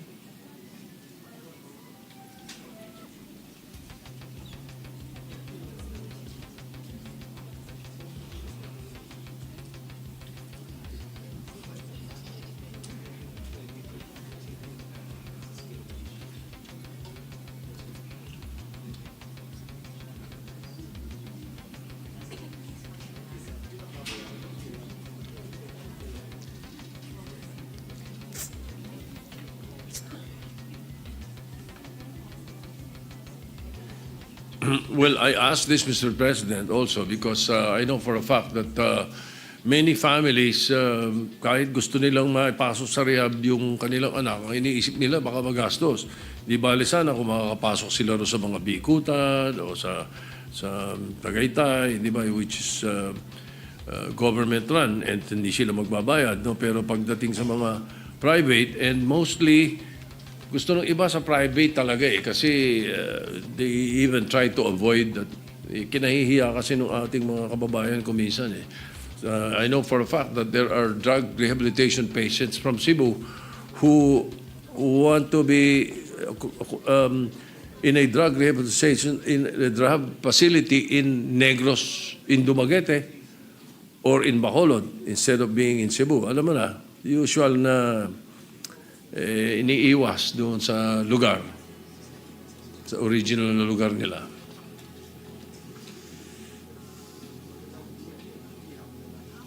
So, kung accredited ng PhilHealth, kahit na hindi DOH run, as long as accredited ng DOH, I'll be good, I'll be fine. But if not, The problem now, Mr. President, is ang info na binigay sa akin ng PhilHealth, 2 lang yung private na accredited sa PhilHealth. So yes, so to go back, the answer to His Honor's question, is it covered by PhilHealth? Yes. But there are only 2 private that have gotten accreditation.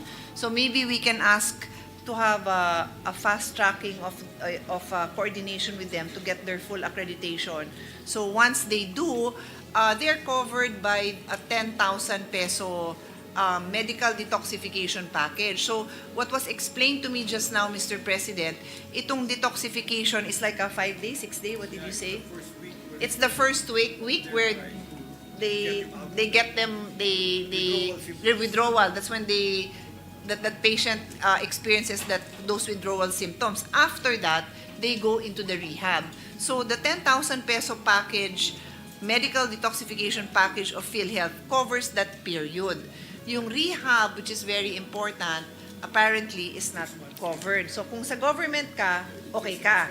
Tuloy-tuloy ka sa government, walang problema. Pero pag sa private, magbabayad sila. So the first step, Mr. President, is to get more of these private and even the LGU facilities accredited so they can avail of this 10,000. And then the second... Pero yung 10,000 doon sa umpisa lang. O yung detox Sa lang ang withdrawal covered lang, sa nila, detox, yes. hindi yan kasama yung monthly? Hindi pa nga. And so I will also make my own observation, Mr. President. This is like in the early days, hindi pa secretary si secretary, merong bakuna na 3 ang doses ba tawag doon? Binabayaran lang yung isa. Sabi ko, paano yun? Oo. Pwede. Anong klaseng program yun? You might as well complete it for a smaller number of people and not, parang ganito din na nangyari dito, di ba? Pinadaan mo sa pinakamahirap na part yung detox, pagkatapos walang continuity. So, ano ba, what can we do? I think you need to study this very, very closely. This is very important. And I think you should coordinate with PhilHealth. Andyan sa inyo, PhilHealth. Even now. So Mr. President, even now as we speak, the government can already absorb more in their existing facilities. Personnel ang kulang. So if you can give immediately a budget for PS, kasi we still have our period of amendment, baka the Senate President can take a look at it and we can make an amendment. Yeah, you need to show us per facility kung ano yung PS nyo doon. Well, to take on more drug dependence, Pero yung papasok sa private, ang sinasabi ninyo is only in the 23 accredited rehabilitation centers ng DOH or 23 na DOH, Pero meron dalawang private na accredited. Yes, Mr. President. Pero the rest hindi. Hindi pa sila accredited. Bakit kaya? Would you know if they have tried to be accredited or they have not even tried? Do we know? We don't have data, so maybe we can ask them to check, Mr. President, no? Baka naman mula nung nag-umpisa tong mga facilities, there was no package yet, so di na sila nag-abala. Ngayon may package na. That's a benefit for them too. But I think we really need the part 2 of that package also. Kasi baka naman nagsasayang lang tayo ng pera, lalabas din yun na mas malala pa. Precisely. Tapos meron isang isyong konektado rito na pwedeng pag-aralang mabuti ng DOH or ng ating Committee on Health, kasi right now the target for every province, 1 treatment and rehab center. If we really want to solve the problem of illegal drugs and drug abuse, rehabilitation has to take a firm position. At yun talagang isang programang yun ang pinakamahalaga. Because no matter how many drug pushers you put to jail, behind bars or eliminate, if there are drug dependents, they will find a substance to abuse. Ang daming available na pwede pa rin i-abuse, di ba? Mr. President, what I'd like to suggest is similar to what we did in Doktor Para sa Bayan. We asked CHED, kasi yung pagpapatayo ng medical school, CHED yan hindi naman yan DOH, no?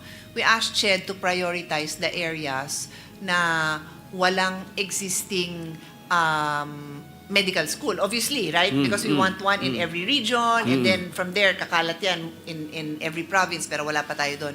So sana ganun din siguro yung pwedeng gawin.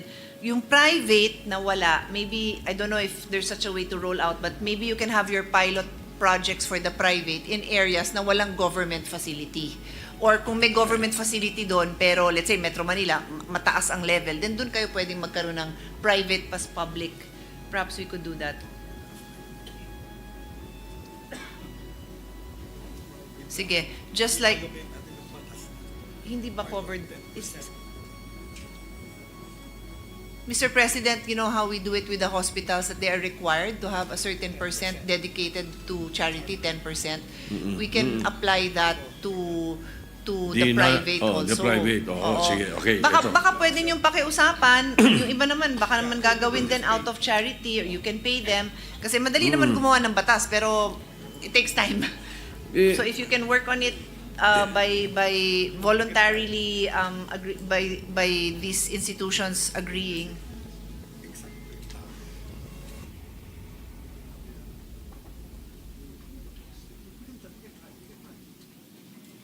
And sinasabi lang ni Secretary, Mr. President, yung private na very known, mga well-known establishments, yung ratio din kasi nung patient to the Patient health to doctor, workers, yung ratio nun, dikit na dikit, halos 1:1. So successful medyo din kasi mabigat, ginagastusan talaga. Pero Oo. masarap naman mangarap, 'di ba? Pwede naman natin if it is a serious concern. If we all agree it's a serious concern, then we can also Ito sana, gusto nga sana natin, target natin for every province, one. Okay, may mga probinsyang meron maraming wala. Ngayon, nakarating sa akin, sa aking kaalaman, the construction is either with the DOH or the devolved LGUs, sa LGUs, Pero dito tayo pupunta sa accreditation standards. According to the report that I received, the accreditation standards set forth by the DOH is patterned for a district hospital and not for a specialty facility like a drug rehab facility. Pagka ganito ang standard requirement ng hospital to set up big bed capacity, amount needed is building like a district hospital, medyo magtayo na tayo ng district hospital instead of a drug rehabilitation. Laki mura eh. So, can the DOH revisit this policy and come up with a standard that will fit specially for drug treatment and rehabilitation facility lang? Mas mura yun eh. Para yung mga LGU na gusto magtayo, yung standards ninyo at ang accreditation ninyo, madali.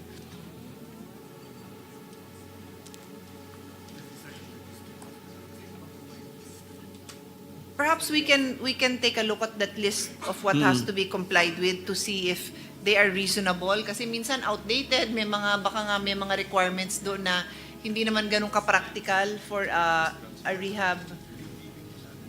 A DDB sets the standards, Mr. President, so baka pwede natin tanungin DDB, Dangerous Drugs Board, ang nagsiset daw. The standards set for the district hospital ang naka... But baka naman si Dangerous Drugs, for lack of any other use the standards of a hospital.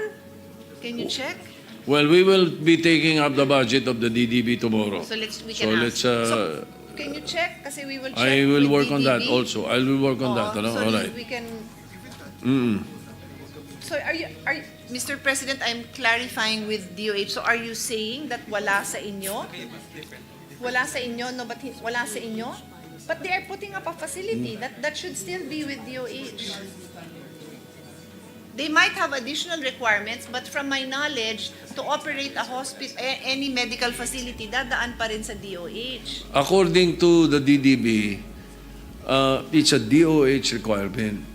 Nagre-reklamo nga daw sila na masyadong mabigat yung standard para sa isang drug rehab facility lang. So, I hope the DOH can look into that. No?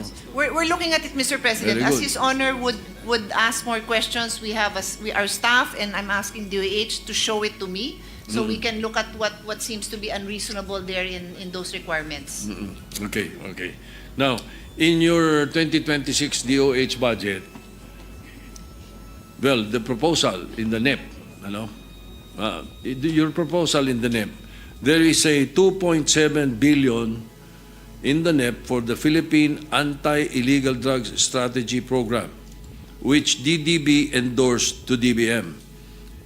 It is the DDB who is the lead agency of this convergence program. The purpose of this fund is for the infrastructure and operation needs for the treatment and drug rehabilitation facilities. However, the fund apparently is lumped in the DOH Health Facilities Enhancement Program, yung HFEF. So, even with the endorsement from the DDB, the treatment and rehab facilities are not guaranteed to be able to access the fund. So if it is lumped in the HPEF, other DOH hospitals can access the fund, which is specific for drug rehab program convergence budget. Yun ang sinubmit ng DDB sa inyo eh.